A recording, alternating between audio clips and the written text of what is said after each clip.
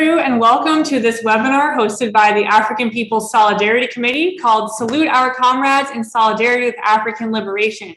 Uhuru, and welcome. My name is Hallie Murray, and I am the Midwest Regional Coordinator of the African People's Solidarity Committee. We are really honored tonight to have Chairman Omali Yeshitela with us, and I deeply want to salute our leadership. Chairman is leader of the African People's Socialist Party and the Uhuru movement for over 50 years. And I also want to welcome and salute Deputy Chair Onezene Yeshitela, leader and architect of the Black Power Blueprint, who we also will have with us later tonight. And I'm also honored to have Chairwoman Penny of the African People's Solidarity Committee here with us, who will be leading the discussion for our program today. And we are very excited to have this program. We'll be saluting scores of comrades who have contributed so much over the years, who've truly been white solidarity with Black Power. And we are also having this program tonight to raise resources for the Uhuru Solidarity Center, the building that we're so excited to be in right now. We have a goal to raise $1,000. So if you'd like to put in your pledge right now, you can go to apscuhuru.org/donate, and we'll give you a shout out later. So we're gonna just jump right in. But one note is that we have a lot to cover tonight for our program to salute so many comrades. So we do have a timekeeper who will be coming on the program to let the speakers know when their time is up. So just be mindful of that. And now I want to turn it over to Chairwoman Penny Hess. Uhuru, everybody, and thank you, Comrade Hallie. I am so excited and honored to be able to have this event tonight. I think that it is incredibly exciting to be able to salute so many comrades of the Solidarity Committee under the leadership of the African Revolution, the African People's Socialist Party, which for the first time in history turned the world right side up and put the colonizer under the leadership of the true working class of the world, which is the African and colonized working class. So first of all, I want to join in just giving a profound salute to Chairman Omali Yeshitela and to Deputy Chair Onezene Yeshitela and the leadership and the members of the African People's Socialist Party, which is all over the world, which in many countries in Africa, certainly very entrenched in occupied Tanzania, which is South Africa,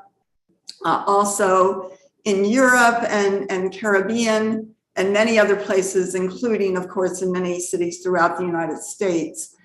And to say what an incredible honor it is to work under the leadership of Chairman Omali Yeshitela and Deputy Chair Onezene Yeshitela. And the context for this event tonight is the brutal raids that were coordinated by the FBI and the colonial state against targeting Chairman Omali Yeshitela and 7 offices and homes of the African People's Socialist Party and the Uhuru movement on July 29th of this year. And just to say, first of all, that they tried to kill Chairman Omali Yeshitela on that day, and that we know in the past what the FBI and this colonial state has done to African people who have fought for their liberation, fought for the end of the colonial domination and oppression of African people wherever they are in the world, to end that forever. And that we're talking about the reality that the most criminal, vicious system, brutal, genocide, murderers, rapists, every possible hideous act that human beings, as the chairman would say, could commit to another human being, is the one that is raising this attack and criminalizing, attempting to criminalize the African People's Socialist Party, that is the organization that is raising up and fighting for political power, for justice, for reparations, for the narrative of the African working class and oppressed and colonized peoples around the world, an end to this system, and fighting for the justice, liberation, and reparations to African people, and have done that for over 50 years relentlessly. So yeah, I wanted to say that, and that when we talk about the African People Solidarity Committee, we're saying that Chairman Omali Yeshitela, after the defeat of which the FBI and other agencies of the US government and the colonial state, perpetrated against the African Revolution of the 1960s, which really, transformed this entire, the entire US and the world, and was part of the period in which revolution and anti-colonial struggle was the main trend in the world. And the chairman took it upon himself to solve the problems that were left unsolved by that defeat, that military defeat of the African Revolution of the 1960s. And it's really powerful. And one of those problems was what to do about the white people, how to take this on. And the chairman created the political theory of African internationalism, which is the theory that is the science that explains the world as it truly is through the narrative of the African working class and not the colonizer.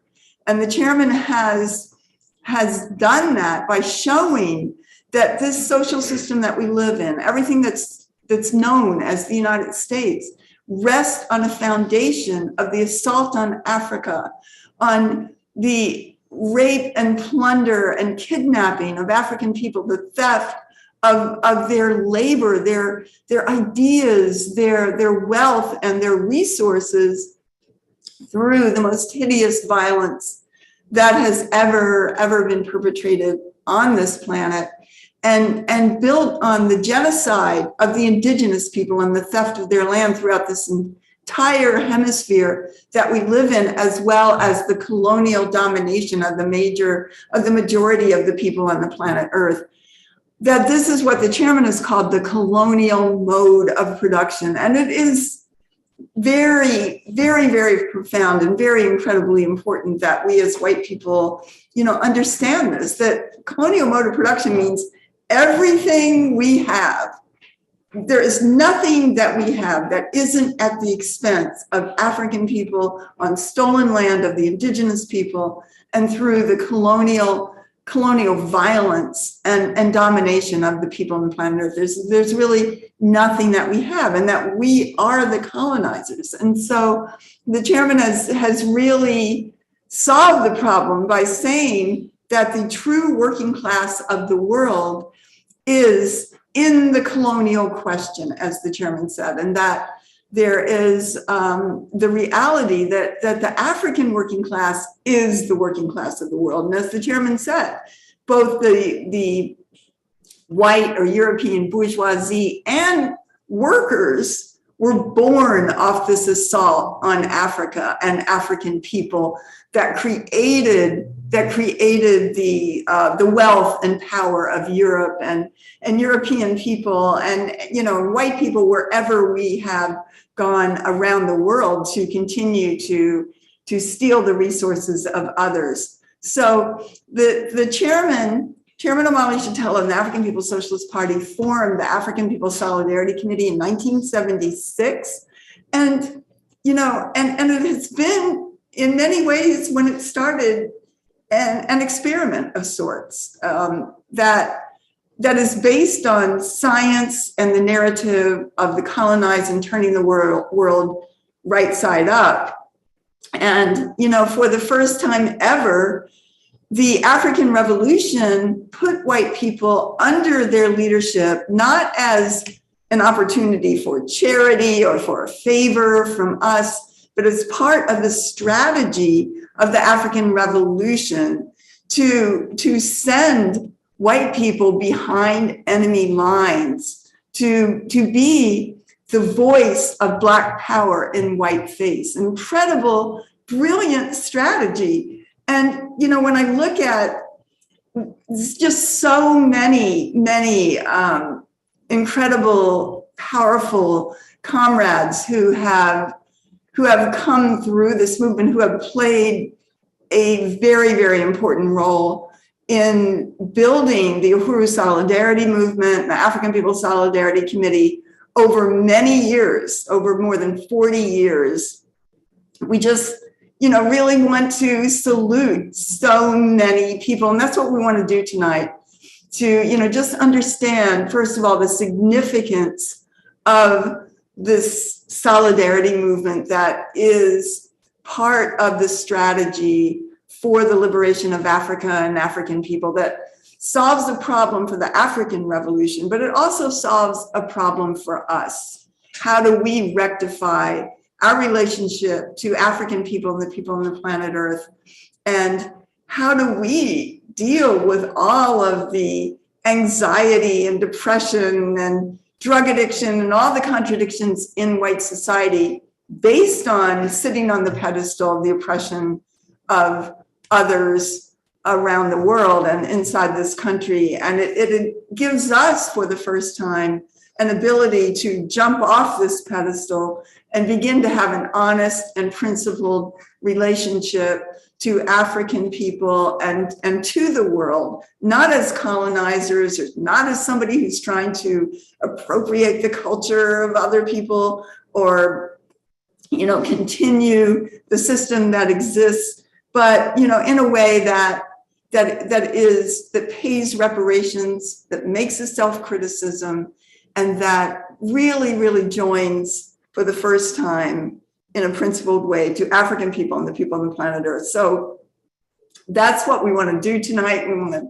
We want to talk about these incredible comrades, all of these amazing people. This event is being sponsored by the African People's Solidarity Committee. So, you know, we have some great comrades, of course, in the African People's Solidarity Committee, but this is about you. This is about so many others who have just brought all of their creativity and brilliance and problem solving and enthusiasm and, you know, just clever, just so many things, and all the funny and powerful and struggle, and, you know, so many. We could spend hours talking about all of this tonight, especially when I get Comrade Kitty on. She's going to be, anyway. So, you know, we want to talk about comrades who are here, and also comrades who have gone before, who've gone, you know, too soon.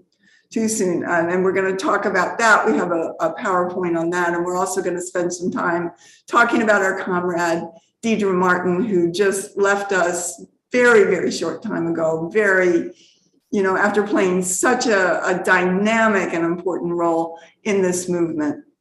So I want to, you know, just start and say that we're want to call up Comrade Jesse, who is, we're going to look at some of the slideshow that we have here. All right. And unfortunately, we don't have time to say all the things that we would like to say, or we would be here. We would have another telethon marathon going till tomorrow morning. But I would like to do that sometime. But I just really want to say how much we love and support these incredible, amazing, beautiful comrades who have taken a stand for, you know, in solidarity and genuine solidarity with the liberation of African people and all oppressed peoples around the world, and have fought for and made reparations a reality in this movement, Uhuru. So we're going to see, Jamie. Jamie, our first comrade Jamie Uhuru, been around long time in Florida, and just really salute you, Comrade Jamie. One of the best phone bankers going back. Yes, and Comrade Sarah. Yes. Just Comrade Sarah, really salute you, comrade, and all the street fairs and Uhuru foods and Uhuru pies and so many other ways as well. Just all the incredible ways that you have contributed to this movement, Comrade Sarah. And Juniper, Uhuru, an Uhuru baby, a red, black, and green diaper baby. Comrade Juniper, who is just out there in the pies and just really selling pies in so many other ways. Just really salute you, Juniper. Redbeard and Ellen, Uhuru, long time. How many years? I can't even say. At least From red to gray. from red to the gray beard. Okay, Uhuru, just really salute you, comrades, both of you, and just Redbeard, David, just support, all the ways that you've supported and played a huge role in Uhuru Foods and Pies and so many other ways that, just really want to salute you and yeah, great to acknowledge you and great to have you still in our movement today. Mark and Suda, great picture here with the chairman. That's so good, and really salute, Comrade Mark has been around at least 35 or something years. When we look at our pictures, we have this picture on the wall of Mark at the Walk Against Genocide in about maybe 1990, 1989. When from the very beginning, the chairman had us struggling against the question of genocide against African people and for reparations. So yeah, salute you, Comrade Mark and Suda.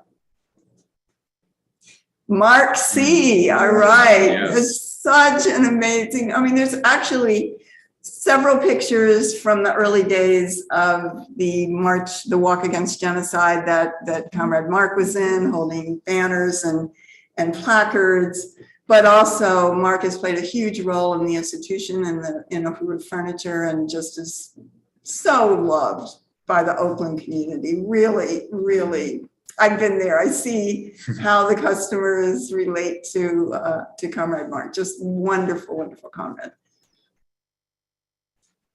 Wendy, all right, and we're so lucky to have Wendy S. on with us tonight, and we'll be talking about summing up our wonderful comrade Deidre, and Wendy grew up with her, but Wendy and Deidre came into the Uhuru movement in the 90s and have played a really important role, just so many events and street fairs and all the different work that you have been part of, Wendy, and your fingerprints are very much on this movement, on the solidarity movement in the Oakland Bay area. Mm-hmm. And Ron, all right, I just really salute Ron, holding the pie back in the day. Just really salute you, Comrade Ron, and how much a part, especially of some of our early years of building the institutions, the pie campaign, and always had hilariously funny summations of all the work and all the comrades, and kept us in stitches all the time and in such a great way. So really, really salute you, Comrade Ron.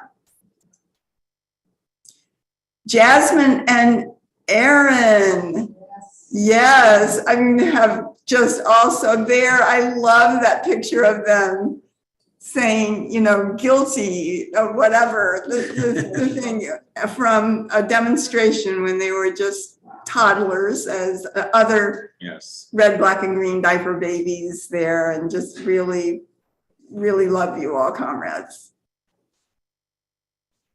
Ken, Gianna, and Jacoya, very important to our movement, and Janine, their mom, really salute you.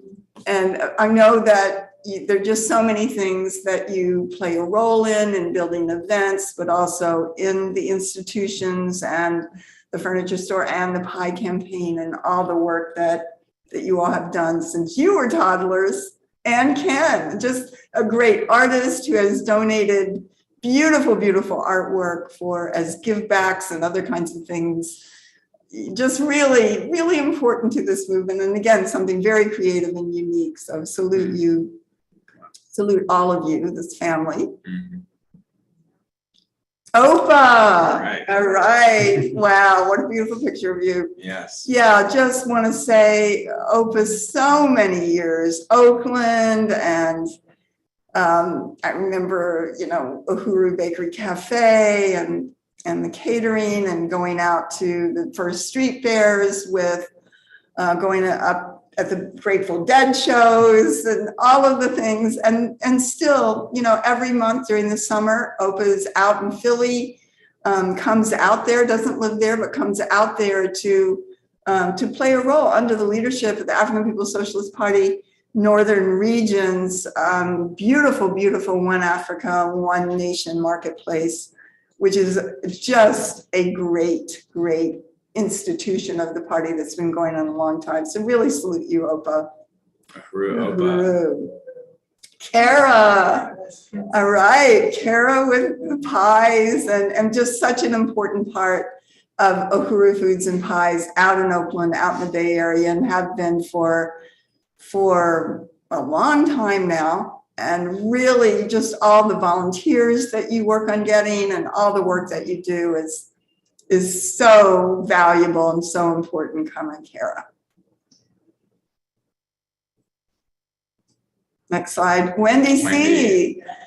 Yes, Uhuru, Wendy, out there in San Diego, also on the West Coast, and playing a very important role in this period in the grants, and just very important under the office of the Deputy Chair, Onazinaya Shatella, just in the grants committee, doing a great job in so many different ways, and all the years that you have been part of this movement. Very appreciated, comrade. Yes.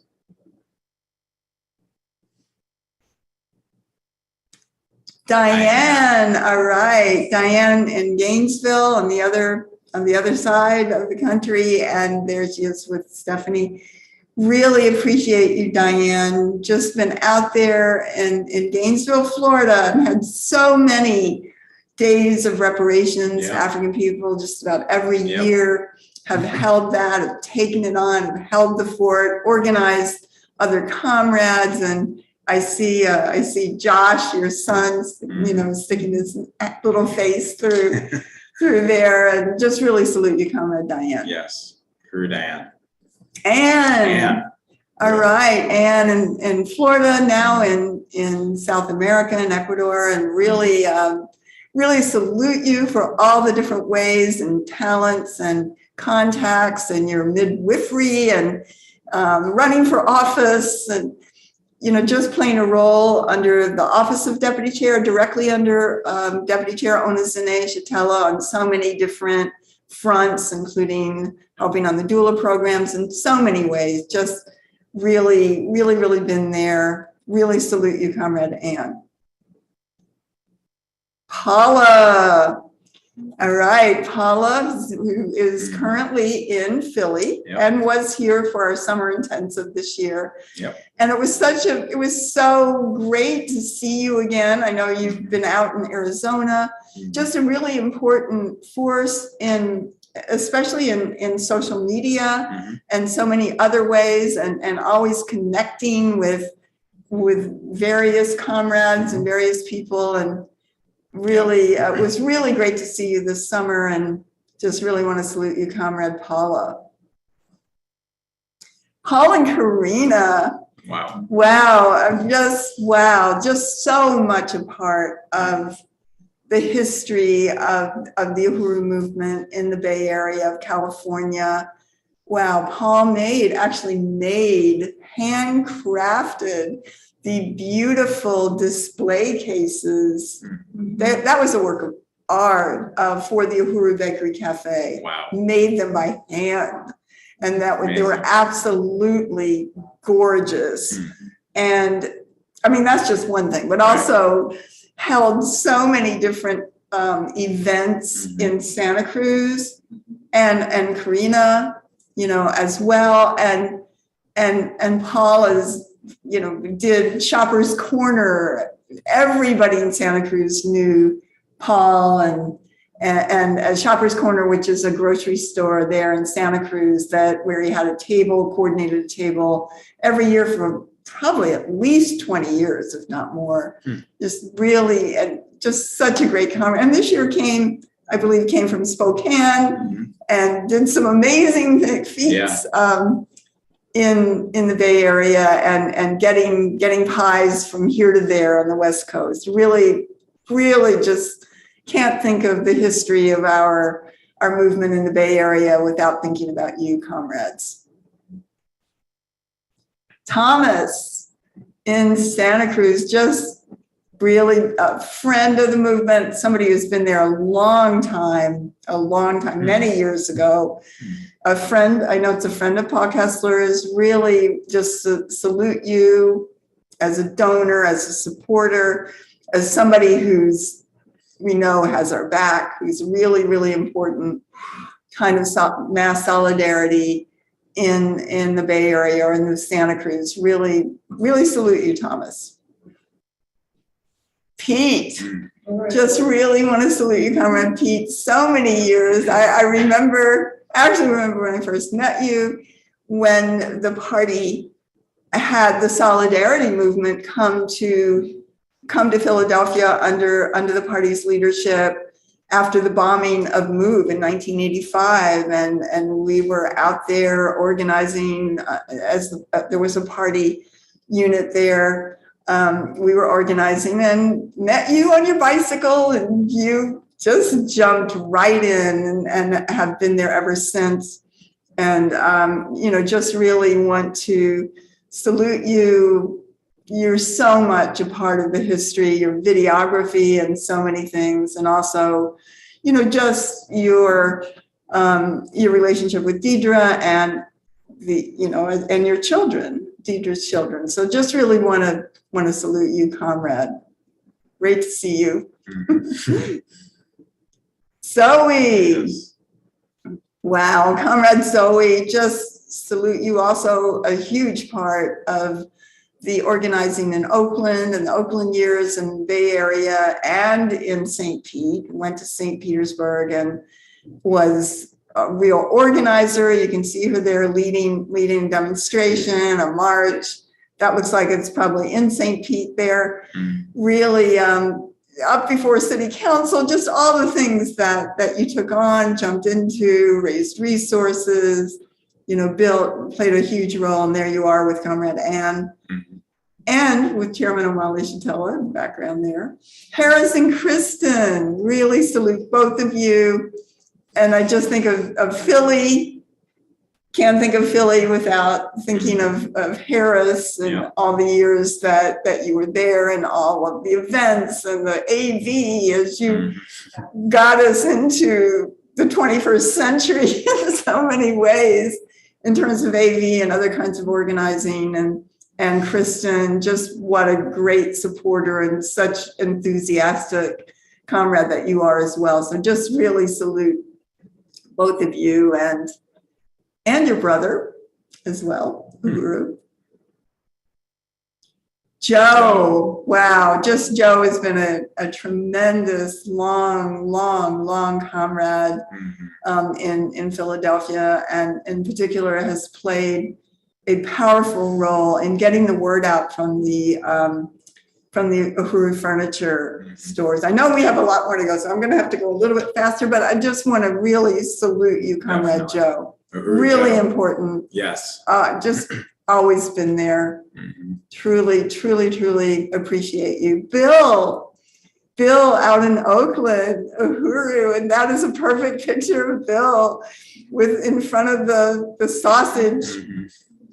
Taking on the sausage at one street fair or another. Just a great comrade out in Oakland, California. Uhuru. Joel and Patala, who are there. Just really salute you, Joel, and all that you contributed to so many things. There's a picture of you there with looks like Uhuru Foods, but also all the role that you played in Uhuru Furniture on Grand Avenue in Oakland, I mean, just always, you had to fight many battles there. We could tell many a story of things that came down, and you took a very, very, very heroic stand on many occasions, defending the institution, going to the business association and the neighbors, and just so many things that you did, that you built, that were incredibly important there in Oakland. Patala, another red, black, and green diaper baby, saluting Patala, just another comrade, Joel's son and Dakota's son, and just really, just all the ways that you were there, that you were so much a part of our movement as young people, as a young person, and really, really, really salute you. Poteet. Yes, Uhuru Poteet, really want to salute you. I love this enthusiastic picture of you and just everything that you have brought, and your sister and the yoga classes, all the things that have happened that you have brought to this movement. Really want to salute you, Poteet. Dan, Eli, and Rosie. Yes. All right, in Minneapolis. Uhuru, really appreciate you, Dan, and all your great music and all I just really appreciate. I had the honor of being up there for the Day of Reparations in Minneapolis, the first one, and got to stay with the Dan, Eli, Rosie, and Lisa household. And wow, what a great crew. Really, really, really appreciate this family. Uhuru. Definitely. Julie. Uhuru, Julie. Yes, Julie played a huge role for so many years out in St. Pete, and really, really salute you, comrade Julie. Lisa in Philly, yes, in Philly, but started out in Oakland. Just really want to salute you, comrade Lisa, a supporter, a donor, somebody who played a huge role in launching the social media at the Uhuru Furniture in Philly, and breaking ground on that front before we knew very much about it at all. So that was a huge contribution. Yeah. Uhuru. And there she is with Janine. So I think I'm jumping in. Yes, go ahead, Jesse. Well, I know we're running out of time for this, know. but I just wanted to quickly say that I'm honored to be here with you, Chairwoman Penny, and saluting our amazing comrades and everybody that we just saw. I just want to join in saluting them and celebrating them. And, all of those comrades we just looked at were people that when I joined the movement had already been in this movement for many years. And I can remember for almost every single person the first time I met them or talked to them on the phone, and the impression that each person had on me, because these are just stellar revolutionary human beings. And each person represents what Chairman Omali Shatella has talked about, that given the opportunity, human beings will rise to the best of what they can be. And the chairman is the ultimate example of that, and has created that opportunity for white people through the solidarity movement. And that's what every single person that we just looked at represents. And the history, the rich legacy of the African People's Solidarity Committee and the Uhuru Solidarity Movement. And I'm now going to be saluting comrades some who have been around for a decent amount of time now, and some who are very new, but all of whom have already become part of this legacy, have made their mark, some people have been in the movement 5-6 years, some people 5-6 months, but have made their mark and are part of this movement, are part of this legacy. And so shout out to Comrade Mads, a powerful, brilliant organizer, started off organizing USM in Portland and by herself. Yep. And just continues to be a powerful force in the solidarity work. Uhuru Mads. Virginia. Virginia. Can't say enough about this comrade, but I'll keep it brief. Just out in Louisville, Kentucky, an incredible force, loyal to the party, to the bitter end, and just really love and salute you, Virginia, and all you do to build USM. Uhuru. We'll see you at the convention. Yes. Comrade Jackson, whether it was in San Diego or St. Pete or St. Louis, Jackson has been there on the ground, fighting, building, recruiting, speaking out. Shout out to Comrade Jackson. Uhuru. And that looks like Comrade Juniper, anyway. Yep, that's Next, okay. Yep, that's Juniper. Okay. There's Allie, Jamie, Yeah. Sarah. Okay. Erica. Okay, this is a comrade out of Oakland. Yes. Whether it's, building outreach tables, raising funds, doing yard sales, coordinating social media, designing flyers, Being an MC, emceeing events, just everything. The pie campaign, anything that needs to be done, Erica will jump in and make it happen. And this is another comrade who just in a couple years has become an incredibly important part of the Uhuru Solidarity Movement. So shout out to you and salute to Erica.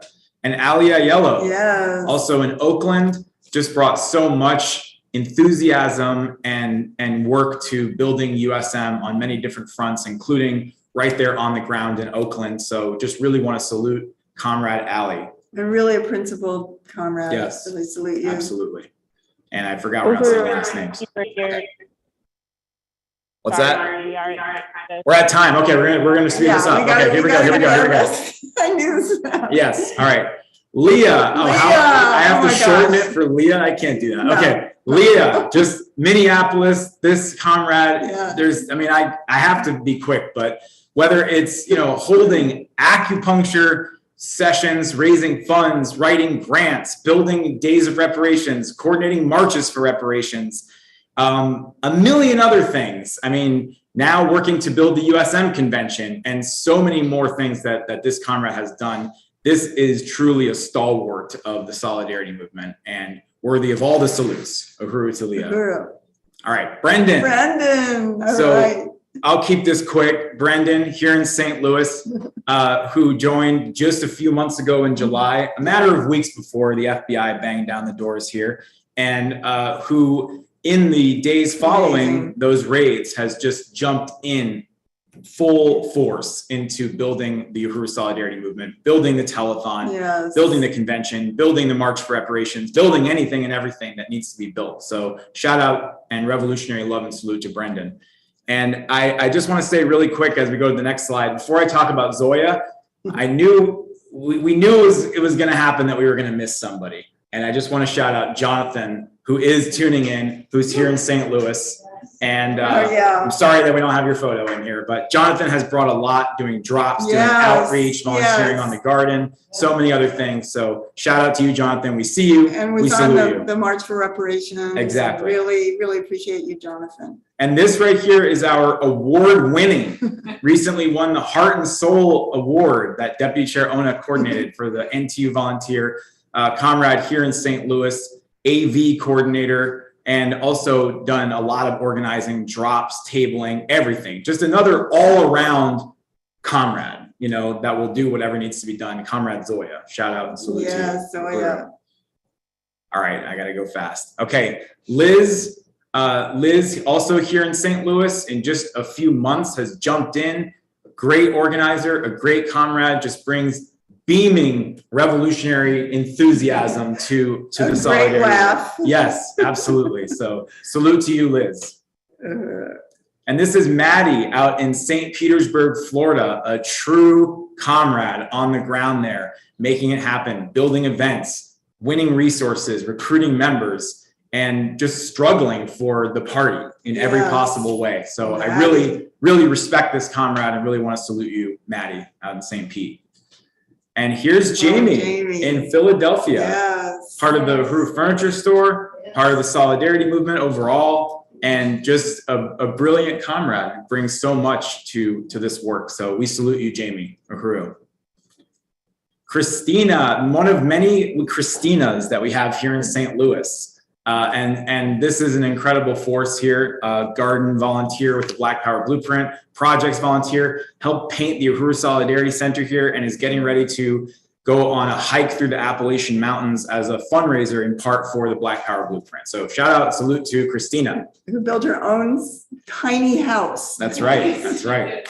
And this is Ash. There's a lot we could say about Ash, Chairwoman Penny. I want to turn that over to you. Ash just has played such an important role in videography and photography, but also getting grants. She got a grant and played a role in the garden and just I think got hired as a gardener by the city of St. Louis and brought all the skills right to the Gary Brooks Community Garden, and just a wonderful, wonderful comrade. Yes. Really appreciate you, Comrade Ash. Christina. Okay, this right. is an amazing Yes. force. Brand new, joined because the party was raided by the FBI. Because Christina said, "That's where I want to be. I want to be with the African People's Socialist Party. They are making it. They are making an impact. They are doing something right." And Christina is now involved in USM, the Hands Off Uhuru campaign, and has brought just a lot to this work and continues to every day. Just has an incredible stance. I just really, really want to convey my salute and appreciation to Christina here in St. Louis, in St. Charles, to be exact. All right. Uhuru. And this is Adrian. This is Adrian Cant? I know we're not doing last names. Okay, shout out to Adrian. Another red, black, and green diaper baby. and yeah, just awesome. Adrian is amazing. Oh my gosh, so many things. Yes. Stories about this amazing comrade. Definitely. And his mom. Absolutely. Incredible comrade. Yes. Janice. Definitely. Uhuru, Adrian. All right, so this is Liz from Minneapolis, another powerful comrade who's been steadily organizing there for the last couple of years and worked to build a regional organizing tour, worked to build the Day of Reparations, has done art exhibits as fundraisers for the movement, and is just an all around great comrade to have in our ranks. So shout out to Liz. And this is Alex, a truly exemplary comrade here in St. Louis, who's been in the movement for a few years now and has done so much, including, just to keep it brief, but including coordinating drops. Thousands of people woke up to Uhuru Solidarity Movement literature on their doorsteps in the city of St. Louis on the south side because of the work that Alex coordinated in the past few months. Yes, so. and also Comrade Alex drove by Yep. the day of the raids and saw what was happening and like made a U-turn and came back to see what was going on. Made a U-turn, and then if you watch that press conference of Chairman Amali Shatella in front of his house, you'll see Alex standing right behind the chairman. So that's right. Uhuru. And this is Monica out in Portland. Yes. And Portland. I really want to appreciate the comrades in Portland because these are seasoned comrades now. They really carry the stance of the solidarity movement under the leadership of the party. Monica, who in the past has coordinated the birthday fundraiser campaign, has done a ton of outreach in Portland, organized to build events and done fundraisers and just done so much. And just has a really great stance as an organizer. So salute to Monica. Uhuru. All right, here we go. Let me make it fast. Nick. Brilliant video editor. Incredible comrade. Won an award. Yes, another award winner. Won an Oscar. Right. Yes. For the video around the basketball court, which helped raise resources for it. So then that's at the Uhuru House now in the office of deputy chair. Wow. All right. Uhuru Nick. Marissa, another Portland USM extraordinaire, been in the work now for many years and just consistent. Just a true solid force out in Portland. So just really appreciate Comrade Marissa. Uhuru. And this is Nathan right here in St. Louis. Yes. I had the pleasure of meeting Nathan here at the Solidarity Center when we had a film showing about the Attica prison rebellion. And Nathan has done a lot of volunteering with the Black Power Blueprint projects and has brought a lot to this movement in just the last few months. Uhuru, Nathan. Carrie. All right. This is Carrie, who is now in Cincinnati, who had been in Huntsville, Alabama, St. Petersburg before that, been in the movement a long time, has done yoga fundraisers, built days in solidarity with African people, recruited her friends and family, and just a great comrade. And also shout out to Porter there, right by Carrie's side. Uhuru. Sarah, all right, this is the National Secretary of the Uhuru Solidarity Movement and so much more. Volunteer coordinator, Minneapolis, just an incredible force. And I don't have time to say all the things Sarah has done, but we want to salute you, Sarah. Yes, Uhuru. Okay. Pamela, also out in Minneapolis. and just, again, been in the work years now, came in after the murder of George Floyd and continues to hit the ground, build the movement. Shout out to Pamela. Pamela. Bree in Moorhead, just salute Comrade Bree. Bree. Cully, also in Minneapolis. Shout out to Cully. Salute you for all your great work in USM and Reparations Legacy Project. KC, right here in St. Louis, used to be in Boston, just done a lot of great work organizing in USM over the years, and also as part of the social media for the Black Power Blueprint. Yeah, under the Office of Deputy Chair Onis Ney, Right just on. really pushing the social media for the Black Power Blueprint. Great way, really want to salute you. Salute to KC. Neve, this is another great comrade of the Minneapolis crew. And this is someone who joined just a few months ago and jumped right in to help get the word out about reparations to African people right there in Minneapolis. So shout out to Neve. And this is Becky. All right. Becky, just a great supporter of the Uhuru movement, of the Black Power Blueprint, of the Hands Off Uhuru campaign. Yes. We got to meet Becky in Minneapolis. I did, at least other people might have met her before, but it was great to meet this comrade and just want to salute you and appreciate all you bring to this movement. Uhuru. Emerald. All right. There's a lot we could say about Emerald. Emerald, another red, black, Red, and black, green and green diaper diaper baby. We have That's a right. picture of Emerald on the wall at a demonstration when she was about 6 or 5 years old. Yep. Just was always, great Where is this? picture. Where That's is in this front of the Solidarity Uhuru. Center? That was in Oakland. All right. So that's the Oakland Uhuru Solidarity Center. So that tells you what you need to know about Emmy. That's awesome. Yeah, Uhuru Emerald. Diana and Jim, just again, two solid, powerful supporters of the movement and the Black Power Blueprint here. Just sincere, passionate people who love this movement and bring so much to it. So garden workers and donors. Yep. And so much. Yeah, That's really right. appreciate you. Absolutely. Tina. Uhuru. Yes, another Black Power Black Power Blueprint volunteer. And Mhm. yes, worked in the garden and many other things as well. That's right. Great to see a picture of you. Is this Ron in Yes, Seattle? it's Ron. Oh, okay. It's Ron in Seattle. Ron, another longtime comrade now. Yes. Who's just been there in the trenches, building support, raising funds, building, winning members, just doing so much. So Yeah. just salute to you for your long-standing, steadfast loyalty and support of the movement. Uhuru, Ron. This is Chris out in St. Pete. And Chris, I haven't met Chris yet. Chris is works with Black Power 96. Okay, And great. he's been there for a long time. So we appreciate you, Chris. We appreciate all the skills and talents and passion for the movement that you bring to your work volunteering with Black Power 96. Chris.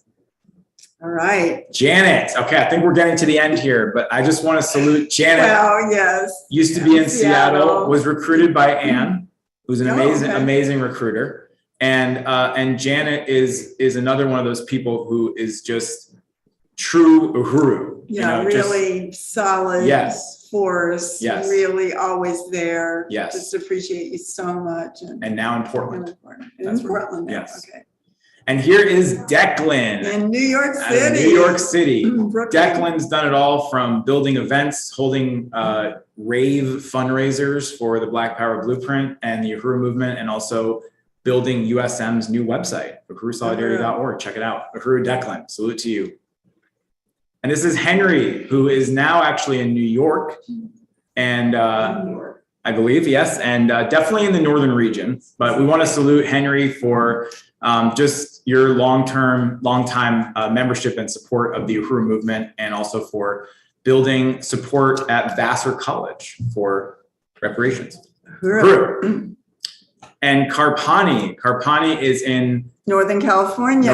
Is it Arcata? Arcata? Okay. And Carpani was out putting up posters all around Arcata for the reparations telethon, and has done so much to support and build the movement. Since we really, met. So, really salute you, Carpani. Yes, Carpani. Susan. All right, Susan is in Boston. Yeah. And, you know, if you've gotten a thank you card, it's very possible that that card was signed, sealed, and delivered by Susan. Right. She's done a lot of work building events and so much more. And we really appreciate, love, and salute you, Susan. Uhuru. All right. All right, Okay. Well, we did it. Wow. And there's some, we have more. We have more. We have more we comments do. are coming on. We know we Bear missed with people. us. We're running late, but we couldn't cut that short. All right. So bear with us. We have some more aspects of this very important event tonight. So I want to call up Comrade All right. Kitty. And we're going to have a few minutes here talking about comrades who have gone before, and then we're going to segue into talking about our comrade Deidre that we just lost very recently. So, yes, so let's talk about comrades who have gone before us, passed away. Uhuru. Yeah, Susan Worth. Susan Worth was a very, very incredible, powerful comrade who was kidnapped by her parents. Well, actually, it was paid for by her parents and submitted to what was called deprogramming, in which she was basically tortured, kept alive for, kept awake, forced to stay awake with loud music and big lights playing day after day, night after night. And even when she escaped from the programmer, the people that she escaped to turned her back into him, and she was under those conditions for about 3 months or more back in the early 80s. So really, Comrade is no longer with us. And really salute you, Comrade, who was very, very important to the Uhuru Solidarity Movement and African People's Solidarity Committee in Oakland and later in St. Petersburg, Florida as well. Uhuru. Wow. Just salute to Susan Worth. Yes. She worked typesetting machine, Burning Spear newspaper. She volunteered with the Burning Spear newspaper, amongst other things. All right. No, so Next. so we want to talk about Dorothy. Dorothy. Yes. All right. Wow. Dorothy, she's very held in high regard by our movement. She was a volunteer for the last 15 years of her life, all the way through into the mid-late 90s. Yes. And we just lost her recently. Yes. But she really believed in African people and all oppressed people's right to self-determination. And even more importantly, that African people and colonized people had a right to self-defense. She would battle with her church people, church friends, and, around that. Yeah. And she advocated always, she wanted to bring Chairman Amalia Teller's leadership to them and the African People's Socialist Party. And she really showed her unity through reparations. She was a great donor. She's an avid reader of the Burning Spear newspaper. She rolled miles and miles and miles of crust. Yeah, the Uhuru holiday peeled pies. apples. She We can peeled see it. apples. Yeah. Did the lattice topping. I mean, she Always in the kitchen. always. She was really Baking the pies. profound. Really amazing. I know. And she also one time she baked a cherry pie. For Chairman Amalia Shidon. So, we really, really salute her stance. We can still see her getting off the New Jersey Turnpike, landing in St. Pete, Florida. The back of her car just splattered with all social justice decals all over the back of her little station wagon. So saluting Dorothy. You are not forgotten. Really played an important role. Mary Isham, just really want to salute Mary Isham, who played a very important role in the early days, in the Oakland years, especially in the development and raising the resources for the Bobby Hutton Freedom Clinic, which was an RV that the party had and organized doctors. Mary was a nurse and really played a role in that committee, and also was just an important organizer, a donor, very important donor that contributed to the Uhuru House and so many things. Really want to salute this comrade who left us too soon. Uhuru. Oh, Charlotte. Well, I have the great honor to just sum up Charlotte. This is Paul Kessler. She's sitting next to. Paul is her son and introduced her to the Uhuru movement. And Charlotte really was the matriarchy of 4 generations of their family that were volunteers and are volunteers with the Uhuru movement. She was a total supporter of the African People's Socialist Party and reparations. She was a generous donor, attending events. She contributed many, many volunteer hours. You know, a lot through Uhuru Foods and Pies. I could tell stories about her with the food concessions in Monterey. Yes. She surpassed the record when she raised $500 in reparations through a donation can in front of a booth at Reggae on the River. All those hippies. She engaged them for 5 or 6 hours and really set the record, you know, for winning those kind of donations from the front of a food booth.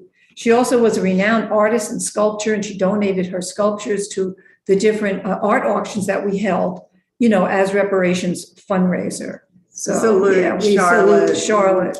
Just really remember you, uphold you. Anna Franchi, this is just really want to salute the memory of Anna Franchi, and who is the sister of Joe that we talked about a little bit earlier. Anna passed away very unexpectedly. We also salute her daughter, Roxy, and just such a solid, important force in the Uhuru Solidarity movement in Philadelphia for many years. Really miss you and love you, Comrade Anna. Uhuru. This is Jan Reiner in the chair with his wife, pictured here with his wife, Shirley. And Jan, we really salute Jan. He came to the US from Czechoslovakia in about 1957. He was a Jew who grew up, you know, in Eastern Europe during Nazi Germany times. So he was really a committed socialist. Then he came to the US and he saw the conditions of African people. He knew it was colonialism. You know, he heard about the chairman tearing down the mural. He said, this is the man that I want to meet. He was organized by the chairman. He was. Really. He tore down that mural. He knew chairman was a leader for gaining power and changing the conditions. And, you know, for African people, and he saw him as the light, you know, changing the conditions of all oppressed people. He saw colonialism and he wanted to really help. He was an architect by trade. He wrote a book, Journey, An Architect's Journey Through the 20th Century. And in his book, he refers to the whole demolition of African communities through gentrification. He saw the injustices against the African community. He designed a concept of green space and housing that he saw, you know, as a socialist vision for building community. So he always wanted to be on the right side of history. And Shirley, we want to salute Shirley. She's in her 90s. Yes, now really she cared for him through the end of his life. She still has her whole family buying pies. She's a donor. Great. She's just a real Love you, friend, Shirley, real friend of the African People's Socialist Party and the Uhuru movement. Uhuru, salutes to Jan and Shirley. Yes. Norma, wow, just to see pictures of Norma, just what a joy that Norma was, and just such a part of the Uhuru movement in St. Petersburg. Florida, played a role in events, and there she is holding one of the chairman's books. I think it's One Africa, One Nation. Just so really still hard to believe that she is gone. And she was part of, WMNF radio, and a friend, I think, of Connie Burton's, and supported the show that the chairman was on. Just a great comrade. Really, really miss you, comrade. I'm supposed to have last names here. Okay, Greg, really want to, I don't know if Jesse, just come up and say something about Greg really quick from St. Pete. Okay, sorry. Yeah, I just really want to salute Greg Wood, who joined USM in St. Petersburg, Florida, not too long after the rebellions in 2020, after the murder of George Floyd, and was interested in joining APSC and wanted to be a cadre and wanted to go all the way, and just brought, I mean, he got out hundreds, if not thousands of posters. Made the last time we saw him was he drove up to with comrades, To Black Jamie, is Back. yeah, to Washington, D.C. That's a picture of him right there representing USM St. Pete at the Black is Back March on the White House in Washington, D.C. And this was somebody who just exuded the stand of revolutionary solidarity with African people in an incredibly humble and beautiful and powerful and resonant way. And we dearly miss this comrade who passed away very untimely, was very young. But we remember him always, and his stand continues to inspire all of us in the Uhuru Solidarity Movement. So we just say salute and Uhuru to Greg Uhuru. To all these amazing Yes. forces. And Carrie. Oh yes, definitely. Carrie we met her in Huntsville, a friend of Carrie Porter. Yep. Definitely. This is another person that that we want to remember, we want to salute, who was a very important part of the Uhuru Solidarity Movement in Huntsville, Alabama, worked hard alongside Carrie Porter and others to build many events year after year, bringing Chairman Amali Shatella, bringing Chairwoman Penny Hess, hosting Dr. Aisha Fields, and a donor. Yep, a donor. And a mom of young children. That's right. Very, very untimely. Yes. Very sad. Uhuru to Carrie. Zot. Yes, Amazing. This comrade right here, I had the pleasure and honor to work with Zot in Gainesville, Florida, pictured here with Diane Tournay. Zot was responsible for, among other things, you see Zot here doing outreach. Zot was an electrician by trade, and she actually coordinated the Reparations Light Brigade off of the side of an interstate in Gainesville. Big lit up letters saying reparations now, as we built for the USM. On the overpass, right. As we were building for the USM convention, which was held in Gainesville that year. So we definitely cherish all the memories we have of this comrade, and want to salute the incredible stand and legacy of Comrade Zot. Uhuru. And Deidre. So, all right, now we are going to talk about and remember our comrade Deidre Martin. And I want to, just to have a little special time on this, I want to bring in Mwezi Odom, who is the chair of the Hands Off Uhuru campaign and committee, a very amazing member of the African People's Socialist Party and leader, and also Comrade Wendy Snyder, who's here, who we saw earlier, who is a lifelong friend of Deidre's. I want to ask you to turn your camera on, Comrade Wendy, and Jamie, who we saw earlier on this. We're going to talk about. I wanted to spend a few minutes here just saluting Comrade Deidre and saying that Deidre, even though we did know that Deidre was ill, there was nothing about her that would make you think that was really the case, and that Deidre was a real important part of some of these committees, especially the Hands Off Uhuru tour committee, as well as Reparations in Action, our radio show for the African People's Solidarity Committee, our podcast. And so I just wanted to sum it up. I want to, before I turn it over a minute to Chairman Mwezi, I did want to say that the last email that I had from Comrade Deidre was the day she died. And that was a flyer that she offered 2 days before to create for one of the programs for the Reparations in Action podcast. She offered to design it and take it on. A regular person couldn't do it. And that was in my email inbox on that very day. So it was just very, it just was very, very hard to believe, but also to really respect the comrade who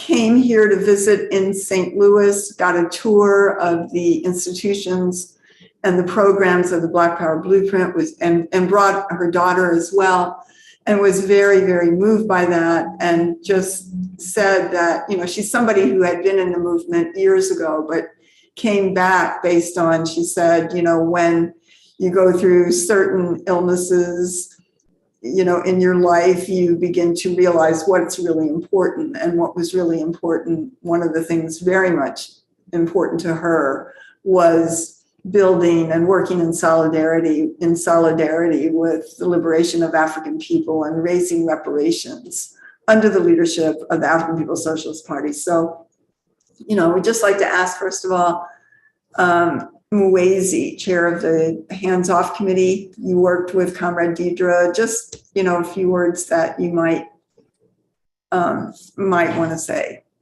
Uhuru. Uhuru Comrades. Oh, I think there's an echo.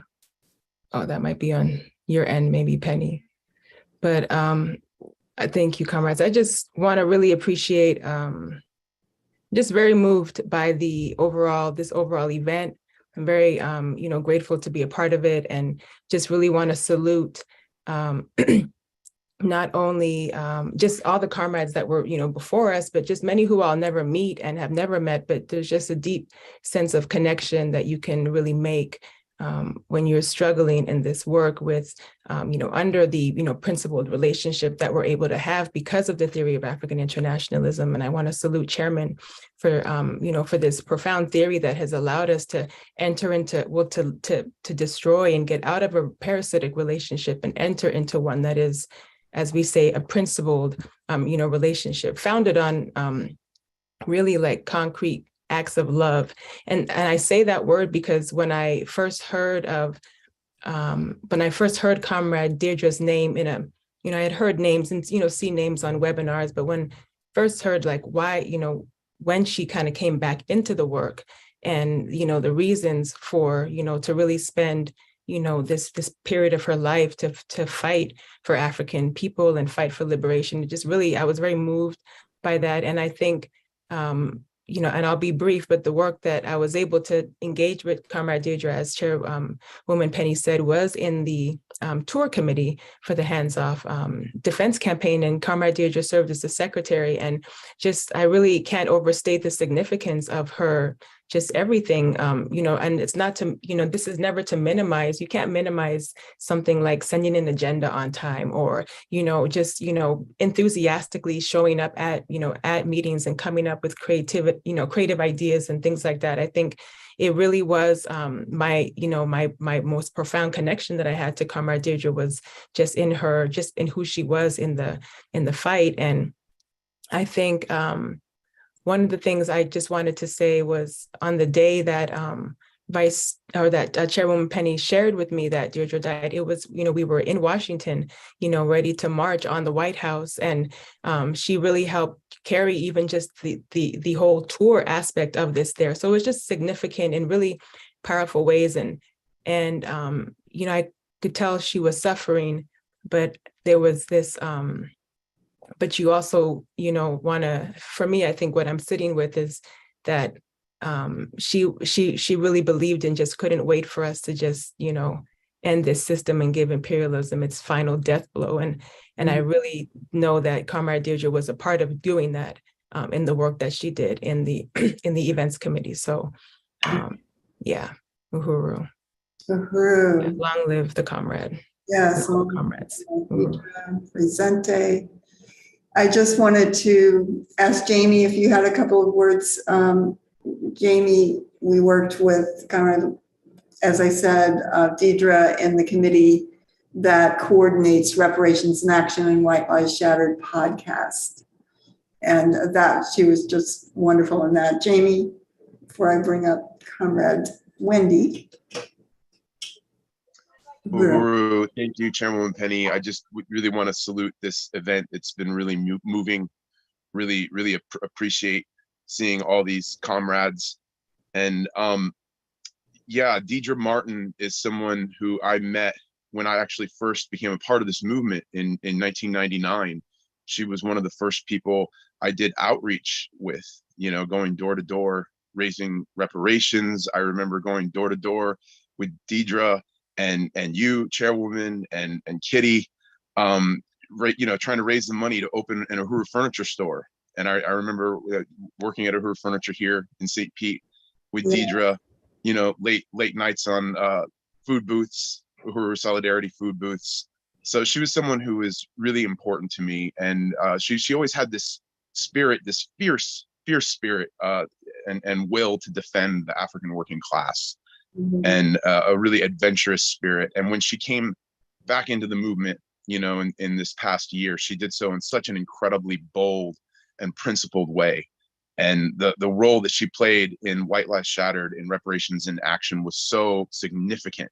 She really helped move that committee forward, move the podcast forward, made sure those meetings happened. She played a really important role in bringing volunteers into the committee.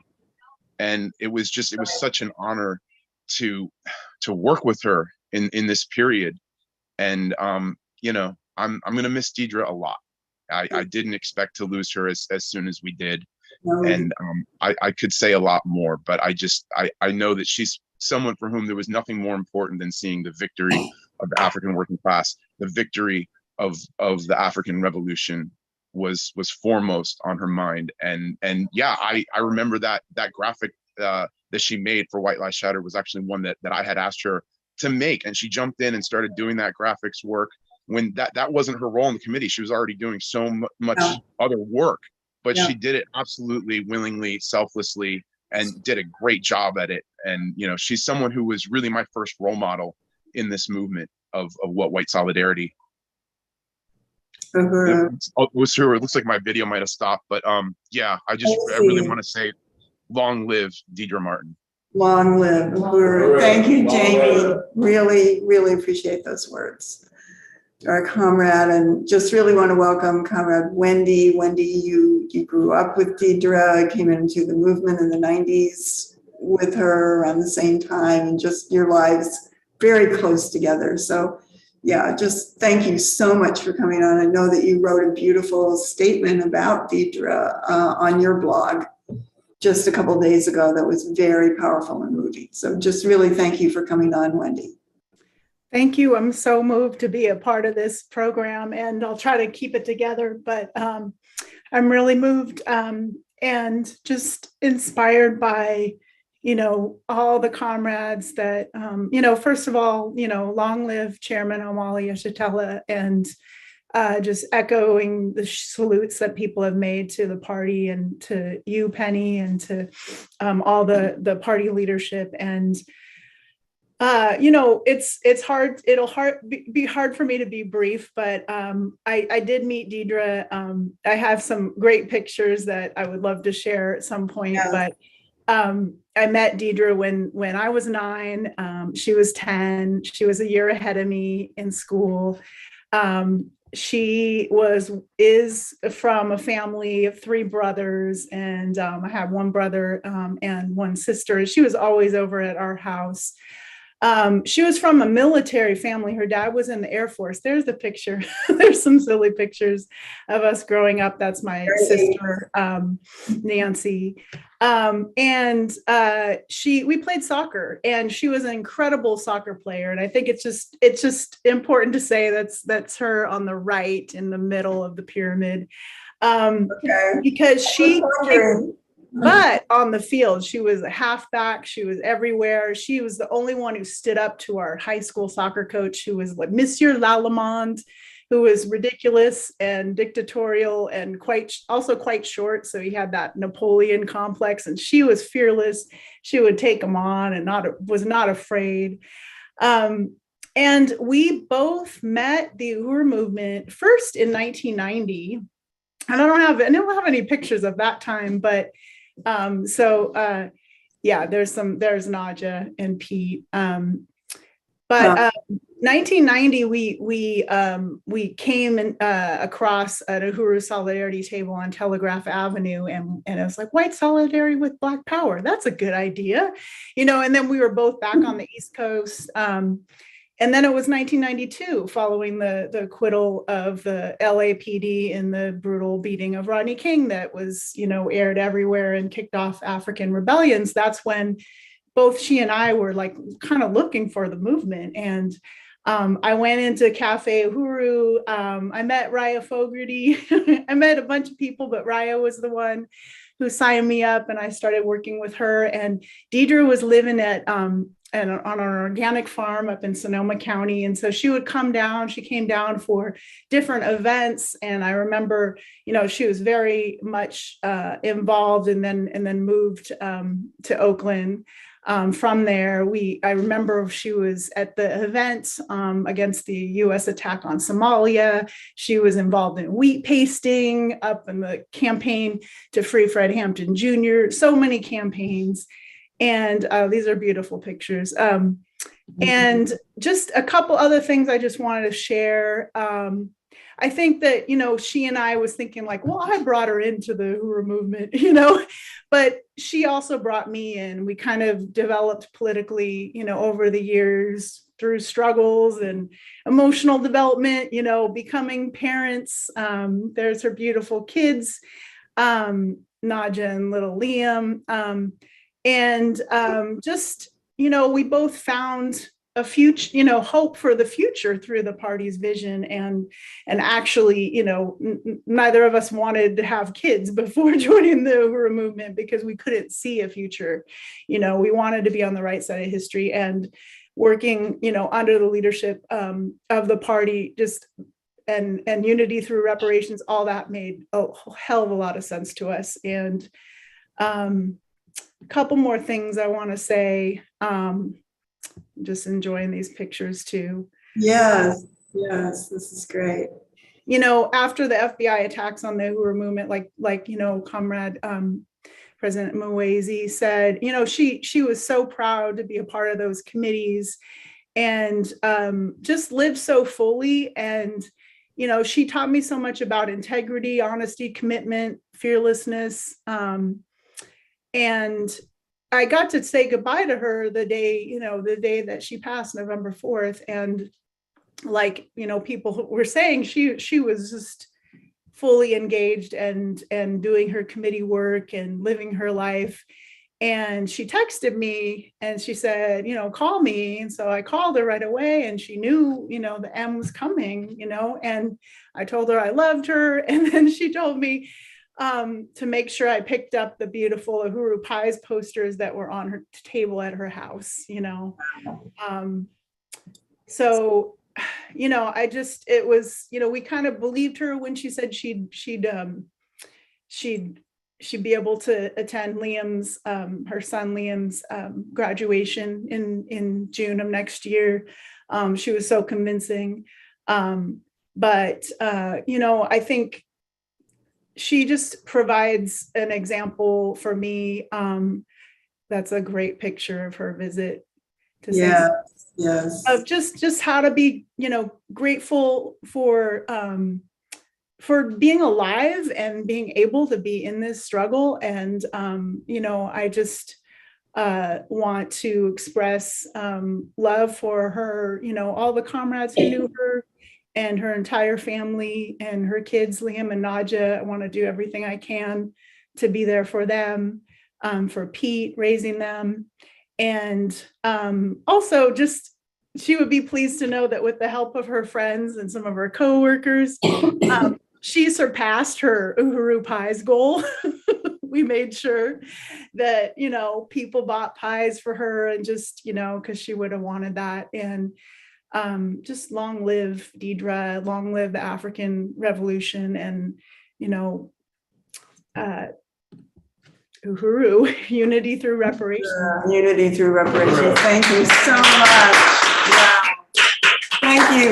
Thank you so much, Wendy, Chairman Wazy, Odom, and Comrade Jamie Simpson. That was a beautiful, beautiful tribute. And I miss Comrade Deidre. I hold her as a great example of genuine solidarity under the leadership of the African Revolution. So thank you so much for this summation. And we will never forget you. We will keep the memory, as they say, Deidre Martin presente. Uhuru.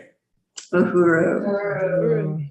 So we have a few more segments of this event tonight, and I do want to bring also comrades on, because we do also have comrades who are just powerful leaders despite contradictions that they may face ongoing in their lives in terms of health or other issues, and just what it means to continue to fight, to continue to struggle. One of them is not going to be able to be with us in person tonight, but Comrade Sandy, who has had many long years of very serious health issues, but yet is out there fighting. Everybody knows Comrade Sandy, knows she's a fighter. She fights for reparations. She's played a huge role in solidarity with the institutions of the Burning Spear and Black Power 96 radio station and many other things as well over the years. So just really want to salute Comrade Sandy. Sandy can't be with us tonight, but really salute you. Here's some great pictures of Comrade Sandy from back in the day. Yes, who were reading The Burning Spear, and that was at Mama's Cafe in Oakland, California, for a fundraiser that we had, drinking her espresso. All right, Uhuru. And I also want to bring on our comrades Johan and Comrade Raya, just to really welcome you here tonight as well. And yes, Comrade Johan, can you come on, and Comrade Raya, you can turn on your video. Uhuru. Uhuru. And now we have some pictures of Comrade Johan as well. I just want to show him in action. And yes, Comrade, you have been in this movement now for about 12 years or more than that. Just such an important force in St. Pete, always out there tabling.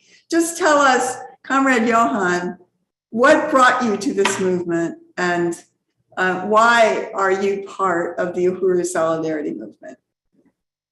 Yeah, well, I was brought because I was searching for, true social justice for African and Native people, and I just remember being so I was into socialism, but every group I went to did not have the answers. And when I heard children, I'm always just to talk, it all made sense to me that it has to do with African people being free, and these people being free. That's the only way forward for the human family, for true socialism to prosper, to like the system has to be overturned. So for me, as someone that was looking for answers, it made sense I was doing U.S. Sermon. It was really I felt so passionate about the work for reparations to African people. I knew this was the only way forward, that if human family was to live on this planet, it had to be through overturning the colonialism, as Chairman Amalia Sator put, overturning the colonial mode of production that is destroying the planet. And after liberation, means the liberation of indigenous people, of Palestinian people, and all oppressed people, and all everybody who feels a sense of alienation, a sense of being isolated on the pedestal, and that we can take responsibility and in our self-imposed isolation through the reparations to African people. Uhuru, Johan, thank you. That is just really want to, very inspiring. And I just want to say that, that passion, but also, like you're saying, the science that won you, the science of Chairman Omali Yeshitela, the African internationalism, colonial mode of production, that won you and made you see, how the future, the future of humanity is in this movement. And I just really, really salute your fearless stand in so many situations, have organized so many comrades, been out on so many tables. You're just a really significant key part of our solidarity movement in general, and certainly in St. Petersburg, Florida as well. So yes, Uhuru, comrade, and we're just gonna, I wanna, be able to also salute Comrade Raya, who's in Chicago, who is a member of the African People's Solidarity Committee as well, and who has been here. I see some very old pictures here. This is so great to see, really, and Raya with Comrade Louis, when Louis was just a red, black, and green diaper baby. And here's Louis. Just really want to salute Louis as well. I love this picture, by the way. So great. So, Comrade Raya, just tell us, I hear you say a lot, you're Uhuru good, you're Uhuru good. Just tell us about being Uhuru good, and just a little bit about your years. I know you were in the International People's Democratic Uhuru Movement when the chairman was leading it in Oakland, and you, I believe, were the secretary then. So just tell us a little bit about some of the experiences why you are a member of the Uhuru Solidarity Movement and APSC. Uhuru. Uhuru, thank you. And I want to salute this whole program. It's incredible, really. When I say Uhuru good, it's also no matter what. It's Uhuru good no matter what. That's right. That's right. Because everybody has potholes, that they might fall into, whether it be health issue or other things. And I think that, it's irregardless of anything. It's like the realness of when I first met heard the chairman speak in 1982. It was the truth. They're hearing the truth for the first time in my life. Because you see the stuff, and every white person, it's like I'm just like a regular white person from St. Louis area, and it's like I would just, there was nothing to live for, nothing, and I was lost, and anyway, I was 20 and changed my life forever. And it's just the thing I would just say is that I can't imagine this world without the African People's Socialist Party and Chairman Omali Yeshitela and the African working class. There's no side I ever not be under the leadership and on. And the great honor it is to, have a way to join with humanity and turn this whole thing right side up. And we got a mission, and it doesn't matter where you live, how you grew up, how you live now, nothing. We have access to social wealth. And I can tell, we don't have time for the stories I could tell you. we all could, you know, of just like going in somewhere on a mission because we're white, we can open it up, you know, and these resources, even if I personally don't have them or this and that, but it's also, you have to have basic unity with the right of African people to self-determination, to be free and independent. And within that, well, then who are we? Well, we are born into the white oppressor nation, the colonizer. You know, we didn't ask to be born, but we be born into it. And white culture is nasty. I don't care what anybody says. You know, it just is. And I could say a whole lot about that. And I'm sure everybody listening could too.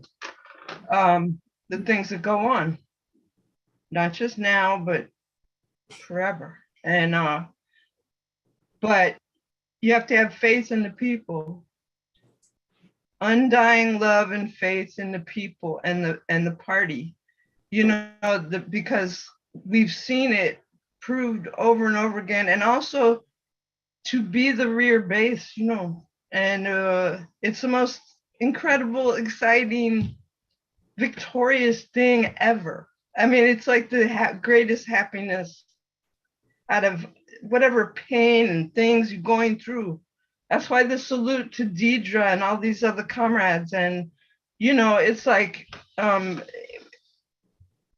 it's just, I can't imagine, you know, and I'm so honored, humbly honored.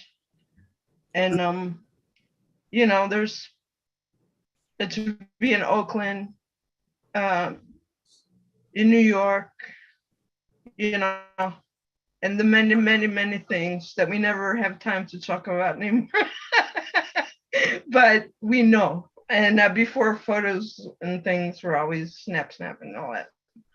So anyway, thank you. It's a great honor. I'm not very good at these kind of on the spot things. That was very powerful, Conrad. And I know, you know, just really want to salute you and remember meeting you at the tribunal, the International Tribunal on Reparations to African People in Brooklyn, New York. I think that's one of the places that we met you. And that was incredibly historic and incredible honor to have been there and witness that momentous event and to have been part of it. And just all the work that you were part of in New York, in Oakland, in Chicago, St. Pete, and back St. Louis, you know, every place that you've been, and just really want to salute you. Also, Comrade Johan, thank you both for coming on. Both of you are an incredible inspiration to all of us in this movement, and really can't express, you know, just the deep appreciation and revolutionary love that we have for you, comrades. So through revelation. Thank you so much. May I just say one more thing regarding these attacks, which is not the first time against the party, the chairman, and this is like so insidious, is that, you know, I can testify about this insanity about trying to say that Russia convinced African people, you know, when the first World Tribunal that put this government on trial in 1982, and they were found guilty. Yeah. There are no genocide. Yes. So, I mean, it's like, you know, I just wanted to say that because it always stands out in my mind. It's like, it's so crazy. So hands off of who, hands off the party, hands off fighting so incredibly. So, yeah, so thank you, Ryan, Johan, Uhuru Comrades. We love you. Revolutionary love, unity through reparations. And we, you know, we're going to have the honor of hearing from the chairman and deputy chair, Ona, in a few minutes. But first, I also want to bring on our comrade, Angelica. Angelica, if you are on, can you turn on your camera? Angelica, Uhuru, thank you. Thank you so much. Just, to everyone. wow, it's so good to see you. Just really want to welcome you. Angelica is here in St. Louis and has been just such an important comrade in our movement, just out there doing the drops and organizing and is a member of the Green Party of St. Louis, a very important member of the Huru Solidarity Movement as well. This is a picture of her and her family members from Germany who had a tour led by the chairman and deputy chair this summer. And that was just really important. Her brother gave a great video that was support of the telethon and the fundraiser for Giving Tuesday that was done last month. So yeah, just wanted to say that. And Angelica, I wanted to ask you also about the book that you have coming out and about the just, almost just typical colonial violence that was experienced by your husband, Robert Rowry, and your struggle to get the word out about, how he was forced to die in prison in such a brutal way, but under conditions of colonialism that exist, in this country for African people. Your struggle to get that word out, but also to be part of solidarity under the leadership of the African Revolution, wanting to see that no other African person would experience that. So tell us a little bit about your husband, the campaign, and your book that is going to be coming out shortly. Yeah, okay. Thank you for the opportunity, kind of to talk a little bit about Robert. And first I want to say it's really amazing and so inspiring to see all the volunteers and what they're involved in and how they make this movement come to life. I mean, to make it really vigorous and powerful. Our story goes basically back to, almost 50 years ago when I was working on the north side, actually exactly in the area where now the Black Power Blueprint is building and kind of revitalizing, kind of with all these projects. So I have this special tie to the area as well, as to the theory itself and, kind of all the other connections. I was, that's way back, I was working in the community center on College Hill and, while I was there for in 73, 74, in 74, I met Robert and, meeting Robert, he was actually, I have to say this first, he grew up in the area where now the National Geospatial Spy Agency is basically taking over and, raised the whole area and dispelled people from their homes, kind of like 100 families were still left when I came back in 99. I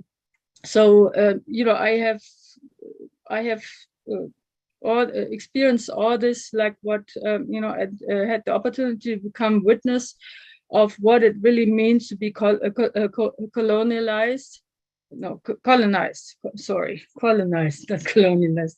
Yeah, to be part of, to become part of that and to see all the struggles, that African people face, on a daily basis. And I really know from Robert, because he wouldn't show this, but he was really suffering from what was going on, kind of in all these years between, when we met in 74 and me coming back in 99.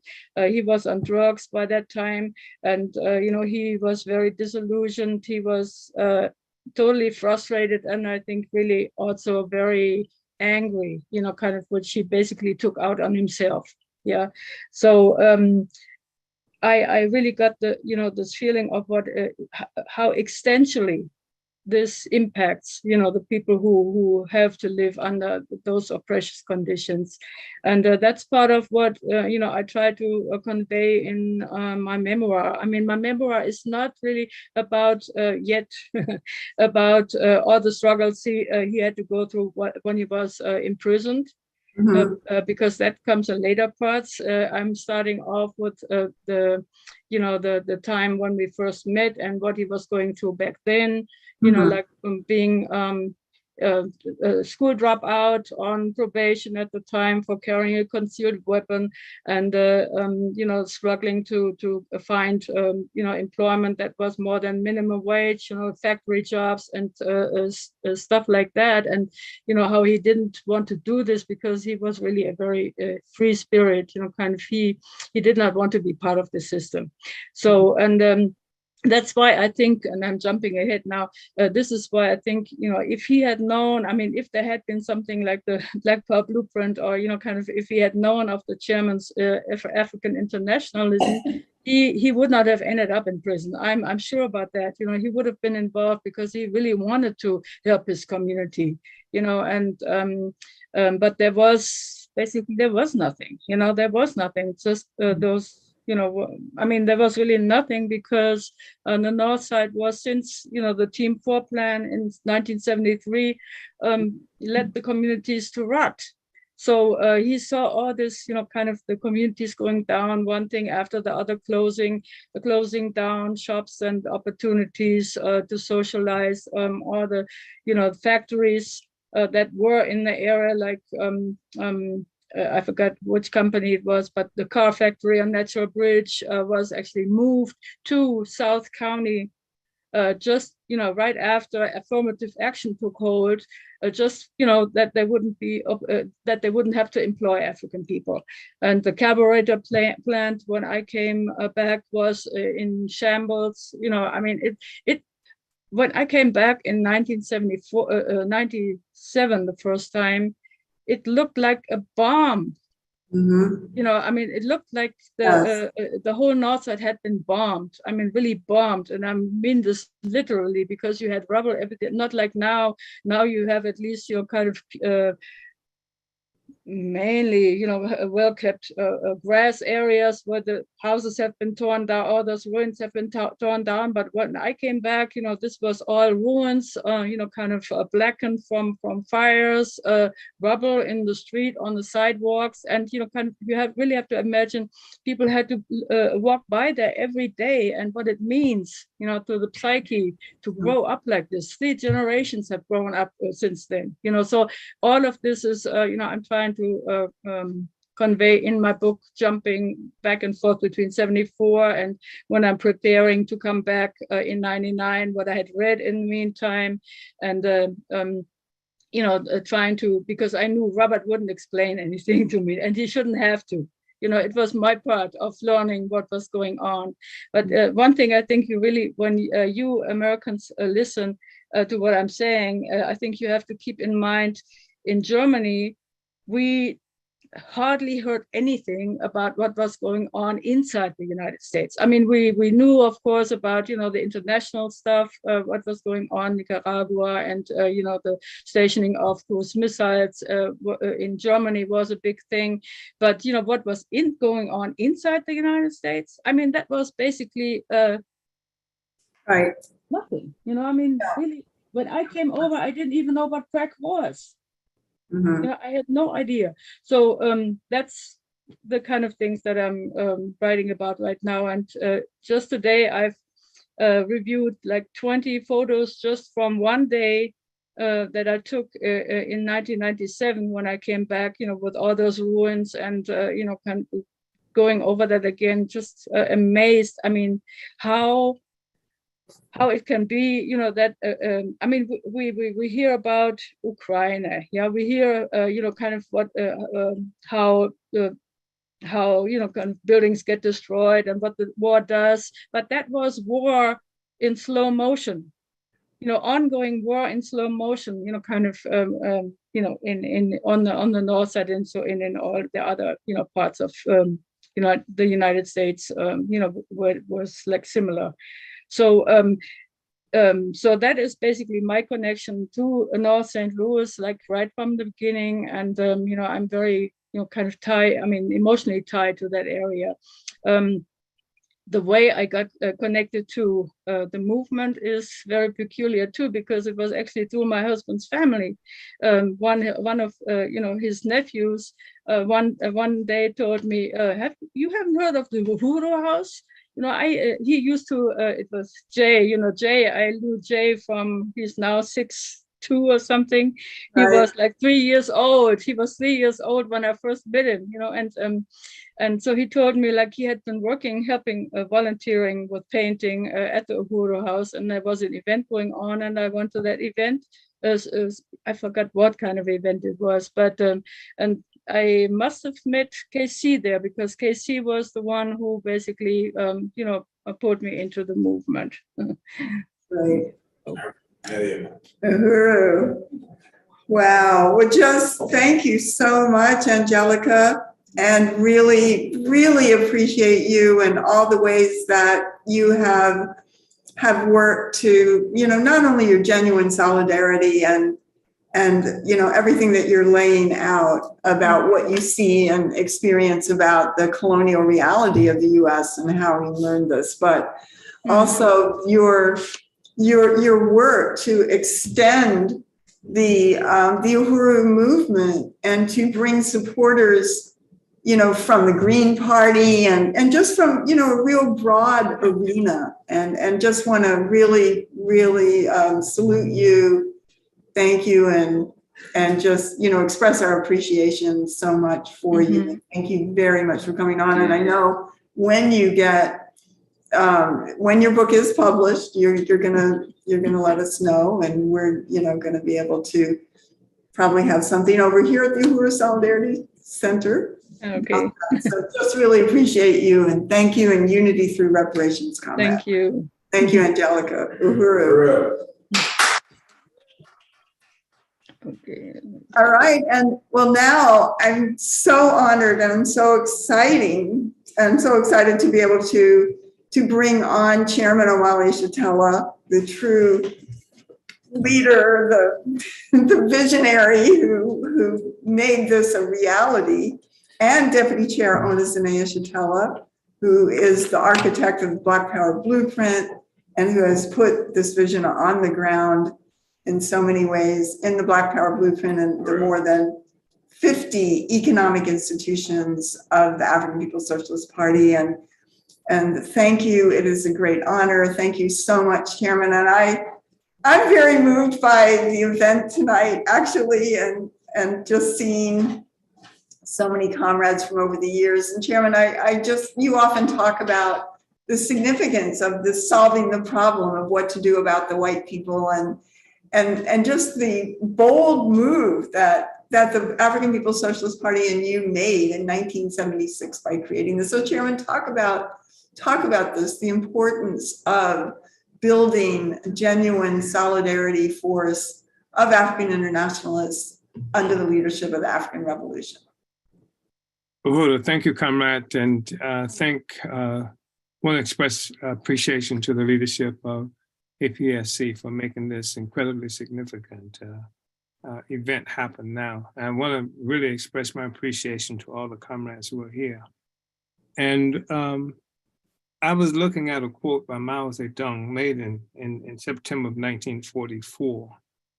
And I was reminded by what we are going through with this process, this meeting right now, of this. And he says, all men must die, but death can vary in its significance.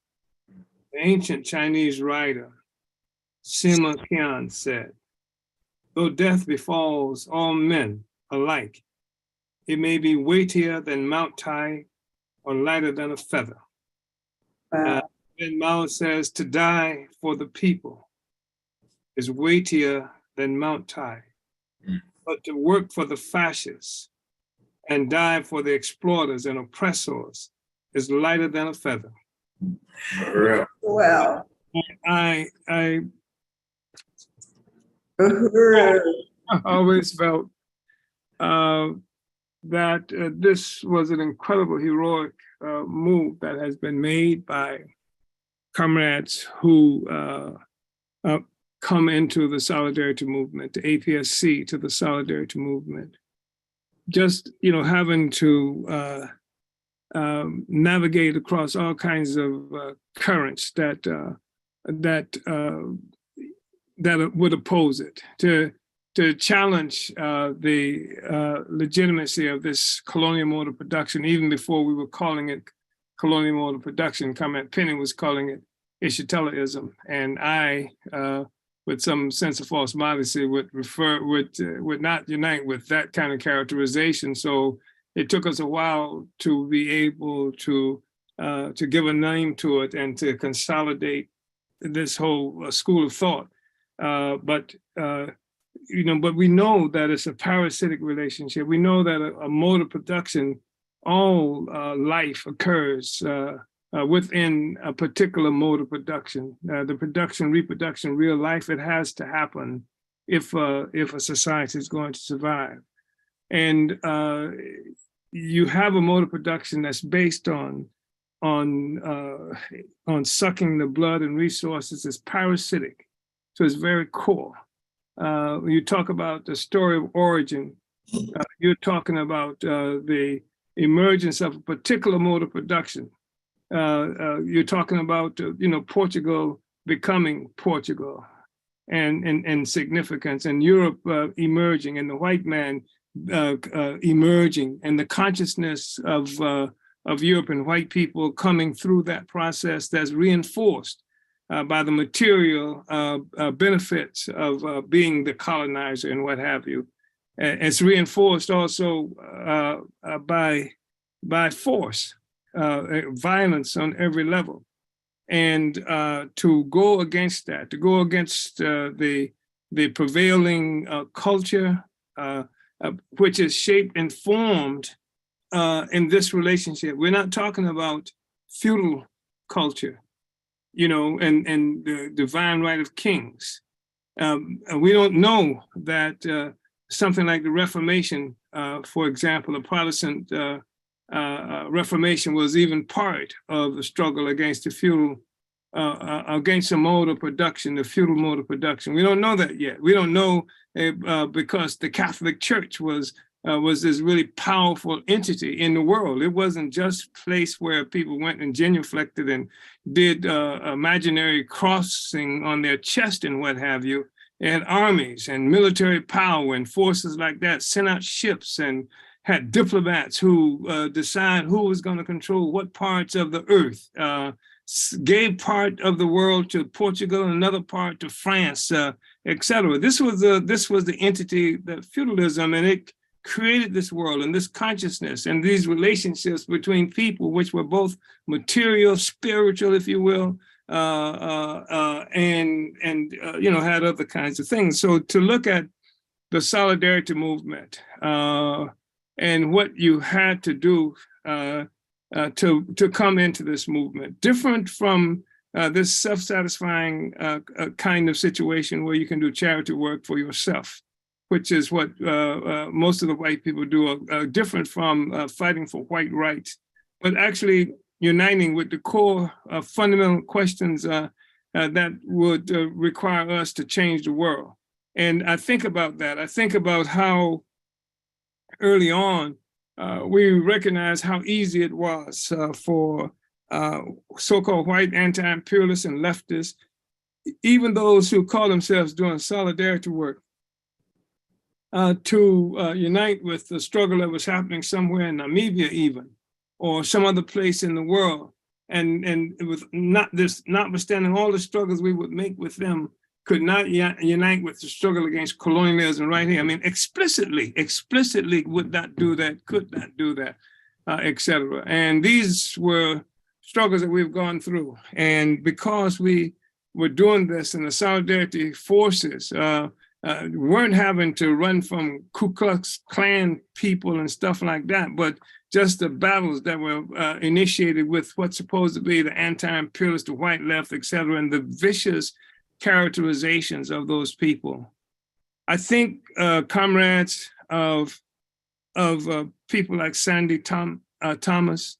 I think about so many of you I have my own personal relationships with. And so I'm so happy to be in a meeting with so many people that I haven't had those kinds of experiences with, don't know them that well, because so many of the people, I personally, have had a relationship with, and it's just a statement about growth and things like that. But to remember, some of these comrades like Sandy, who at different times didn't know if she was going to live, and was doing this work, and Susan, that was murder that happened to Susan Worth. They kidnapped her.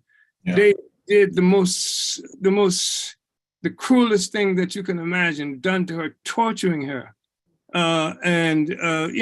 She was part of Joe Waller's harem, and they beat her and did other kinds of horrible things. And her mother facilitated that process.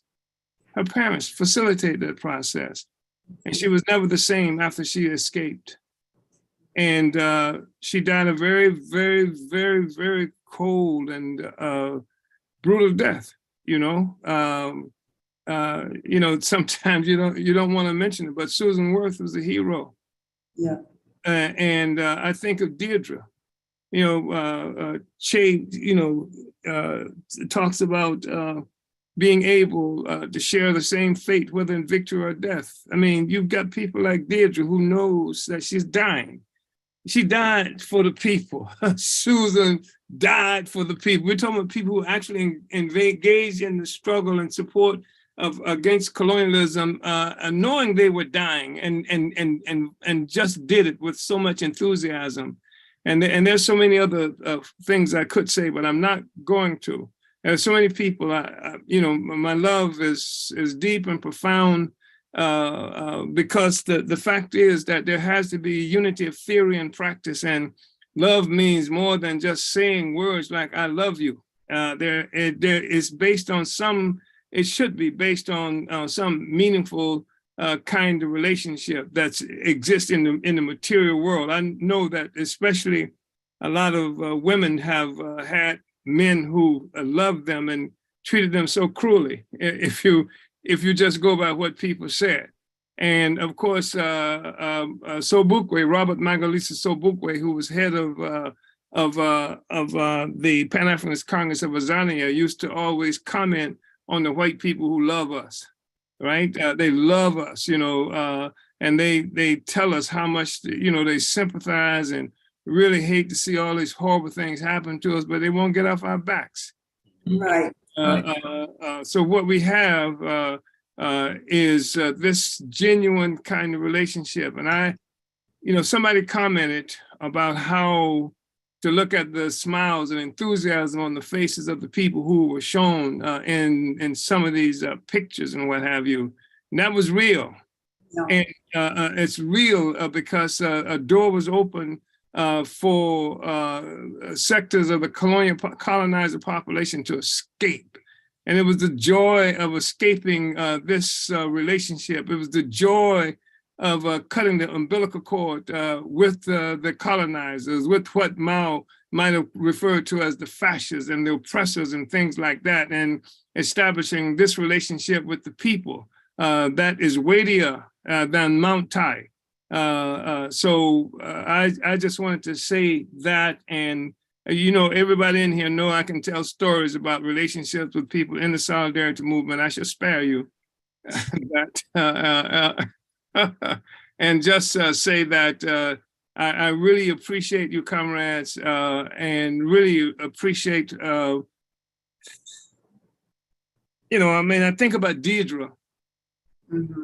And how she was, I was trying to verbalize this thing about Deirdre, but it's true of most of the forces that we talked about. There's a certain kind of exuberance and a certain kind of strength that's in them. It's an exuberant strength. It's and I guess you have to have that. And if you don't have it when you start, you have to attain it, like in the process of doing what it is that we do.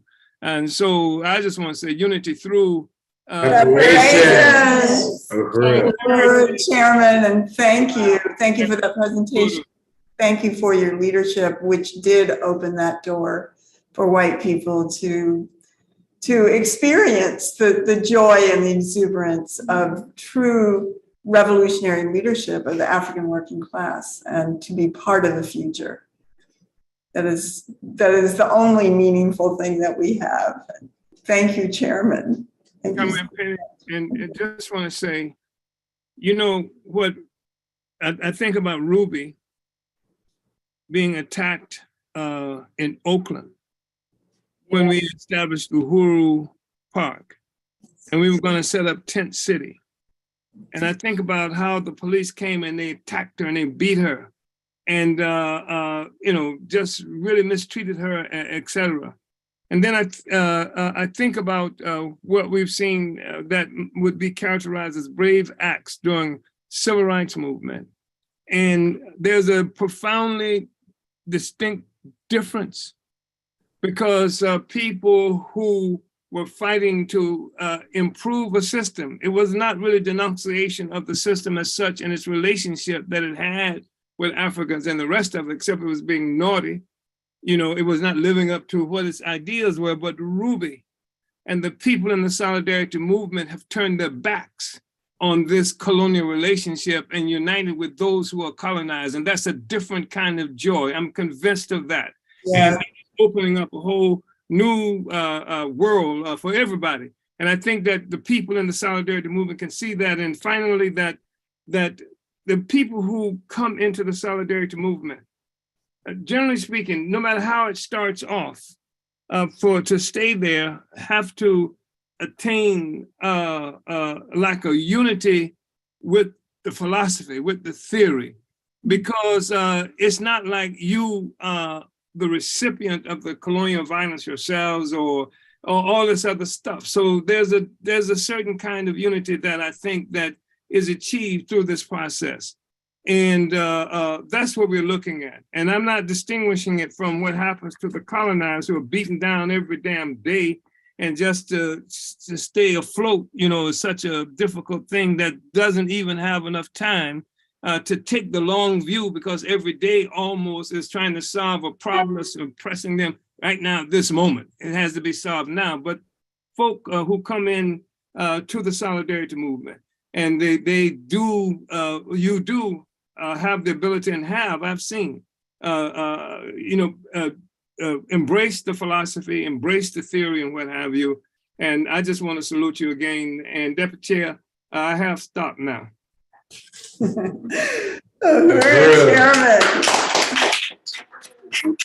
Oh, I didn't say a word. Thank you, Chairman, and welcome Deputy Chair Ona Sanaya Shatella. I just want to really appreciate this this event. I'm going to call it an event because it's been a celebration, you know, of life and death, you know, and just to say that I probably worked with mostly everybody that has been acknowledged in this platform tonight, and it's just been a real pleasure to work with such extraordinary people, you know, over the time that I've been in the movement, and just seeing, like, you know, all of the different young pictures, you know, back in the day, it was like really, it was really good. I wanted to just say that about Deidre in particular, was that I actually met Deidre. I met Winnie Snyder. I met Ron and Pete back in, it's probably 1994, 95 when I first came aware of the Uhuru movement. And I think they were here to help renovate the Uhuru House in St. Petersburg, Florida. So I met, you know, I met Deidre at that time. And I was just really struck about, you know, I hear people say how beautiful she was. She was very beautiful, and, you know, she just really stood out. And I think when I heard about Deidre, you know, being very sick, I think more than ever that at that point, I think that Deidre was very intentional with every step that she made She was. to really ensure her legacy, what her legacy would be, and that her family and her friends and her comrades knew that. So, she went full circle, in her life, and her circle came back to what she really loved and what she really believed in was, the liberation of African people. It showed, even in the work that she did in her final days and what she said to Winnie Steiner about pick up the posters, off the desk. I mean, she just really, I feel that she wanted everybody to know, and she brought people back into political life that were friends of hers, back into the Hura movement to really start to organize and, really fight for African people. So I just wanted to say that about her. And there was a quote by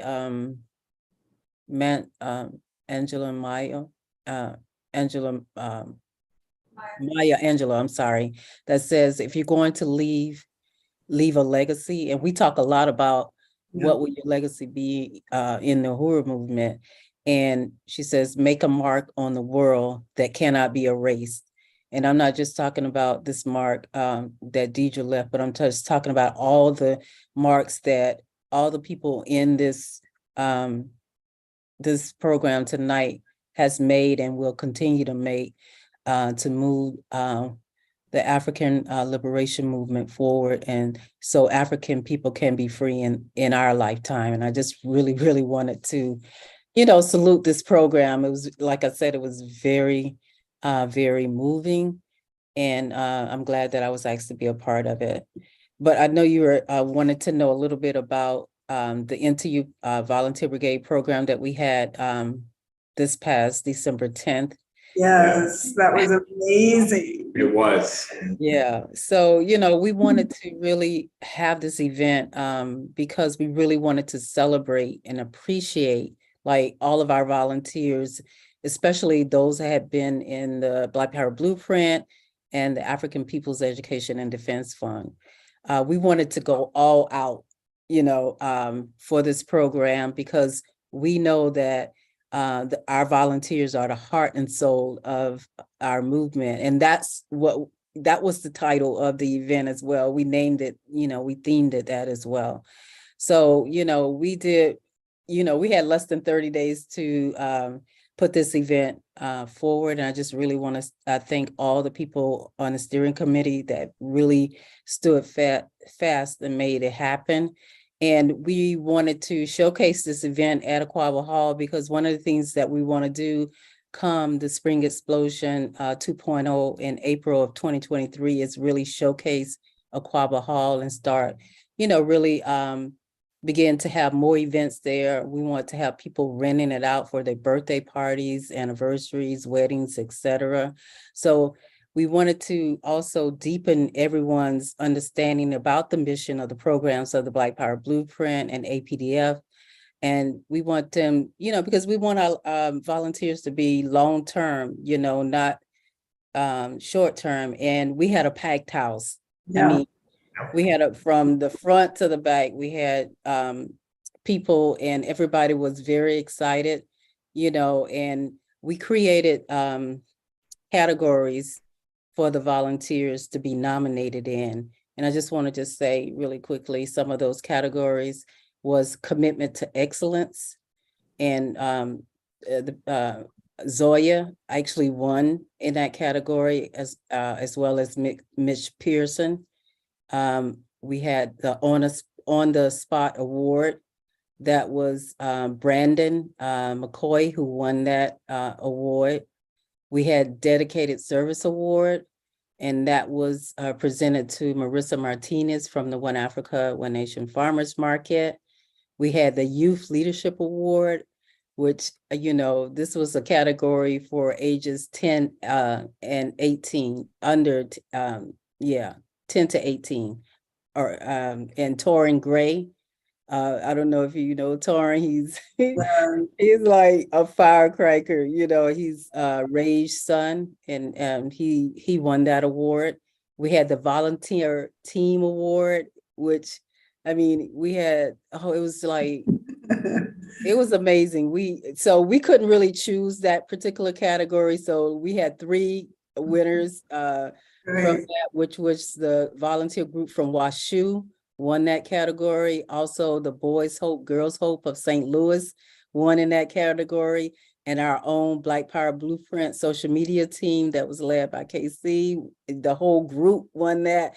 People was just screaming. They was just like, and Sure. we had beautiful awards that were made of hearts. And within that, we took for the team award, we took all the people's name that was part of that and put it inside that award so they could see their name inside. Like I said, we really want to make this event about our volunteers and really salute them. We also had the Spirit Positivity Award that went to 2 Jordans, Jordan Fly and Jordan Simmons from the Black Power Blueprint Projects and the One Africa, One Nation Farmers Market. We had the Heart and Soul Award that went to Tobias from the Black Power Blueprint Projects and WashU. We had the Bowl Initiative Award that was given to our very own Raya, who I can't, like people have already said, even in the chat about Raya and what she has done for this movement is been, I don't even have enough time to speak about that, but she won the Bola Initiative Award. And then finally, we had the Uhuru Volunteer of the Year Award, and that went to Dr. Loretta King and also Leah Fifield, and, it was just a celebration, and all the volunteers got a beautiful certificate. And we also had necklaces and African fists in red and black that we gave our volunteers. We had a beautiful spread of food laid out, just celebrating them. I mean, everybody was just like in awe. And it was just a tremendous event to really show the volunteers how much we appreciate them, and also to, get them ready for the Spring Explosion 2.0, the remix that is going to be kicking off in April of 2023. And so, we want to continue this event annually. So we already know that next year is going to be the first week in December. So we can prepare a lot better than we did this event for it and make it really just as dynamic. Uhuru. Thank you for that summation and just the whole emphasis that you have brought about, just the significance of all the volunteers and all levels, everything that, anyone can contribute to forward this incredible movement for African liberation. It's just amazing to see how the base is opened up on so many fronts, and really appreciate that leadership, Deputy Chair Onusine Shatella and Uhuru. May I say, comrades, that Yes, Chairman. Historically, truthfully, in this country, in much of the world factor, but specifically to this country, it's been illegal for freedom for Black people has been illegal. Yes. In fact, de facto and de jure, by law and reality, to try to be free for African people has been illegal. And so we've been attacked in the party for trying to be free, which is a part of the tradition in this country by the colonial government. But the thing is, just as recent as today, the way we're going to pursue these trials, because they are talking about indicting soon, is that Rye is going to be a witness. And there are a whole bunch of other people who we will bring in as witnesses to these trials. To say that the Russians told us to get involved in the struggle around the war, when the reality is I built the largest anti-war movement in the southern part of the United States. Demonstrations at MacDill Air Force Base and what have you. We have people come testify. There was no Russians involved in that. And the work that we have done, in other instances around opposing wars that the United States has made against the people. And to have folk who can come and testify about being at the tribunal where where the issue of genocide was there. Just have people come and testify how they participated in marches against genocide, going back to, such a long time ago. 1979. Yeah, lines of witnesses to come and testify on these questions, at a trial. Which gives lie to everything, that they are suggesting, and even in the electoral process. I mean, I would take the stand. I would take the stand and talk about how Dave and how I was almost killed in northern Florida trying to register Black people to vote, and how I was almost jailed in Alachua County registering Black people to vote, and how I ran for office, and how I was the campaign manager for other people who ran for office way back then. And so this notion that the Russians somehow, it will fall flat in the face of all the ton of weight that we can bring to in terms of evidence of what our history, has been all this time. So I just wanted to say that that was one of the things I was thinking of as I was listening and looking at what we were talking about these folk having participated in. To be able to say, that they were there and that they know better, and et cetera. And all of you, I just want to again express, my appreciation for all the work and for your ability to climb across all the garbage that's been piled up to prevent you from being able to approximate a relationship, with humanity, once again, free from this whole colonial trajectory that we've been born into, that was thrust upon us, right? So, uhuru, comrades.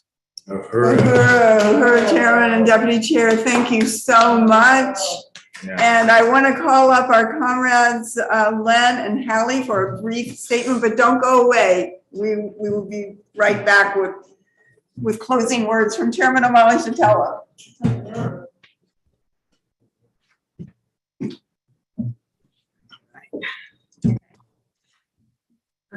Wow, what a really exciting program this has been so far.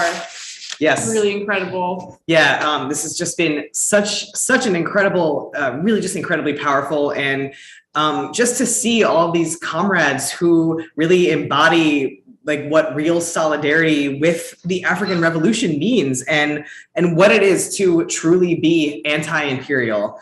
And that's to be under the leadership of the African People's Socialist Party, of the African working class. And it means really being the barrier between the African People's Socialist Party and the colonial state and the FBI. And as white people, we have the obligation as the colonizers to protect the Uhuru movement, to protect the African working class who's been fighting for their freedom for over 50 years. I mean, for way beyond that.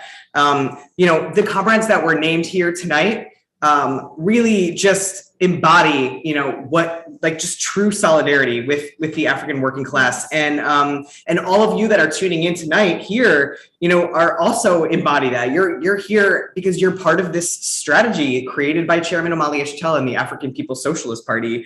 The strategy behind enemy lines, to organize white people under the leadership of the party, and to invest in the future for African people, and in the future of humanity altogether, and and to really just stand in material solidarity with the right for African people to organize for their liberation.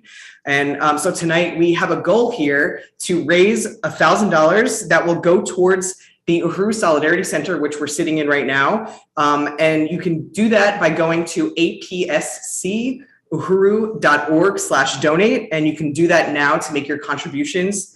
And Hallie is going to tell us a little bit more about why this center that we're sitting in is so significant. Uhuru, thank you, Len. And I just want to appreciate this whole program so far. It's been so profound, very emotional to see these beautiful pictures. And I just appreciate the messages in the chat were just so warming, so much love that people have, seeing pictures from decades ago before we were even alive. So I just really, and that all these comrades, we're working for this moment, that now we have a building here that says unity through reparations, that all the work over these years, that they didn't die in vain. Like, we're here, the party is winning. So we must raise $1,000 tonight at minimum for the Uhuru Solidarity Center. This is a building owned by the African People's Socialist Party, owned by Black Star Industries. And this was one of the many targets of the FBI.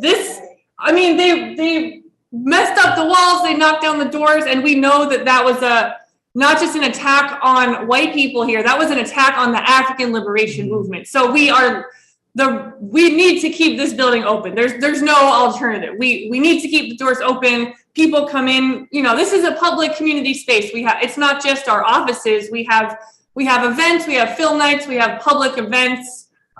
We have a storefront. People can just walk in off the street and learn about reparations and sign up to get involved and volunteer. So it is truly, the fact that we're in this building right now, this is breaking the isolation of the African Revolution, that we as white people are, as Len just said so greatly, we are the barrier. We are in solidarity. So if you want to, if you were moved by tonight's program, we really encourage you to go to apscuhuru.org/donate, put in your contribution. If you can make the whole $1,000, go ahead and do it.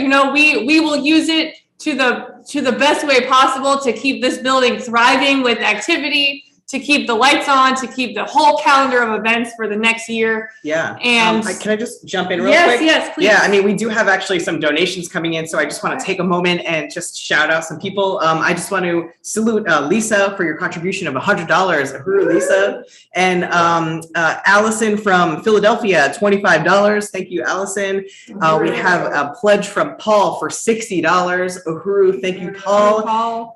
Leah from Minneapolis, $100. Uhuru, Leah. And Wendy S. matching that contribution with $100 as well. Uhuru, Wendy in Oakland. 100 from Chairwoman Penny. Ruby in Philadelphia, $25. Uhuru, Ruby, thank you. And let's see, and I put in $60 as well, so Uhuru to that. So so far we have $610. And we only need 390 in order to make our goal of $1,000. So $25. 25 from Kitty. Uhuru, Director Kitty. Uhuru, Kitty. Yes, thank you everyone who's contributed so far. Please don't be shy. Go to apscuhuru.org. Put in your donations tonight. And we know that, this building has been under attack by the FBI, and paying reparations to sustain this building is our way forward as white people. And I just really appreciate the chairman saying, the reason all those smiling faces in the pictures was that we found a way to escape, to escape the colonizer. I wrote it in my phone. I don't have it now. It was just so beautiful, that we have an exit sign is the entrance of the Uhuru Solidarity movement. So come on in. And if you're in St. Louis, please stop by anytime. We're at 2654 Gravois, big sign says unity through reparations. And we just really appreciate everyone who's contributed tonight, and extra salute all the comrades who were shown tonight. And there's hundreds more that are part of our movement. We know we couldn't get through all of them tonight. So more contributions from Yeah, Erica, Erica. $50, Erica. All Uhuru. right. And Comrade Raya, $25 from Comrade Raya. Uhuru. So I'm trying to add up here. I left my phone over there, so I'm having to use my computer's calculator. We still have 610 raised, but we have a bunch of pledges. That's why they're not, contributing. Okay. They're not added to that yet. So Maybe our calculator behind the scenes can help add up our totals as they're coming in. Yeah, and Janice with a contribution of $100. Uhuru, Janice. All right. All I right. think we right. probably reached our goal. 820 we've raised so far. So that's not much more to make us reach our goal. So go to apscurhu.org/donate to put in your contribution. And now we're gonna bring back Chairwoman Penny right. for our closing remarks, as well as Chairman Amalia. Thanks, everybody. That was awesome. Really appreciate Comrades Len and Hallie and all of you who have contributed tonight to just really this incredible Uhuru Solidarity Center here in St. Louis, which has really made history, owned by the African People's Socialist Party under the leadership of the African People's Socialist Party. We really want to salute the comrades who've gotten out over 8,000 drop pieces in all the neighborhoods around the Solidarity Center, and that this neighborhood is known, or these neighborhoods, I would say, are known as ones that are supporters of the Uhuru Solidarity Center and the Uhuru movement, the Black Power Blueprint. So Uhuru, I would like to really, this has been an amazing, beautiful, very inspiring event tonight. I really want to salute everybody who's been part of this and all of the comrades that we have put forward, and has been said, there are many, many, many more people that we could not even have on tonight. But I would like to close out tonight with some closing words from Chairman Amalia Shatella. Chairman, if you're still on, if you would like to close out this event tonight, we would be very, very honored. Uhuru, thank you. Thank you so much, Comrade Penny. And again, I want to express my appreciation to Comrade Jesse and also all of the leadership of APSC and all of you comrades for not only participating in this meeting on tonight, as it has already been mentioned, there are hundreds more who are not even here. And so I just wanted to really express appreciation and to say that we have broken the back of colonialism in this country. Yes. And the totality of our presence as the Uhuru movement under the leadership of the African People's Socialist Party has ushered in a whole new era for all the people, and there's nothing they can do to stop that. So thank you so much. Forever changed the world, Chairman. Yes, the Socialist Party has forever changed the world. Relentless, comrades. Relentless. Uhuru, I just want to say before we close out that there is a hands-off Uhuru mass meeting tomorrow at noon Central. It's noon Central so that it can include some of the comrades who are part of these committees on the continent of Africa and in Europe and other places. And that is going to be very powerful. And also there will be an African People's Solidarity Committee conference on Sunday, January 1st. So people are invited to come out to that as well. Hallie, do you want to say how people, or somebody, or maybe Lisa, how can people hook up with the conference and the event tomorrow? Does anybody have that? So yeah. APSC 2023, tinyurl.com/APSC. Could you say that? Yeah. Tiny, okay, would you say that? For the conference on Sunday? Yeah, for the conference and for the. So yes, we have a looking at there. Oh, okay. So the conference of the African People's Solidarity Committee is New Year's Day, Sunday, January 1st, 10 a.m. to 5 p.m. Central Time. And you can register. And it will feature Chairman Amalia Shatella, yes, and Deputy Chair Onasinea Shatella. And many other speakers, but Chairman will be the keynote. Register at tinyurl.com/APSC 2023. And the conference for, the mass meeting tomorrow, I believe it's tinyurl.com/ Hands off Uhuru. HOUDEC29. Q9, okay. All right. Hands off Uhuru, December 29th. All right.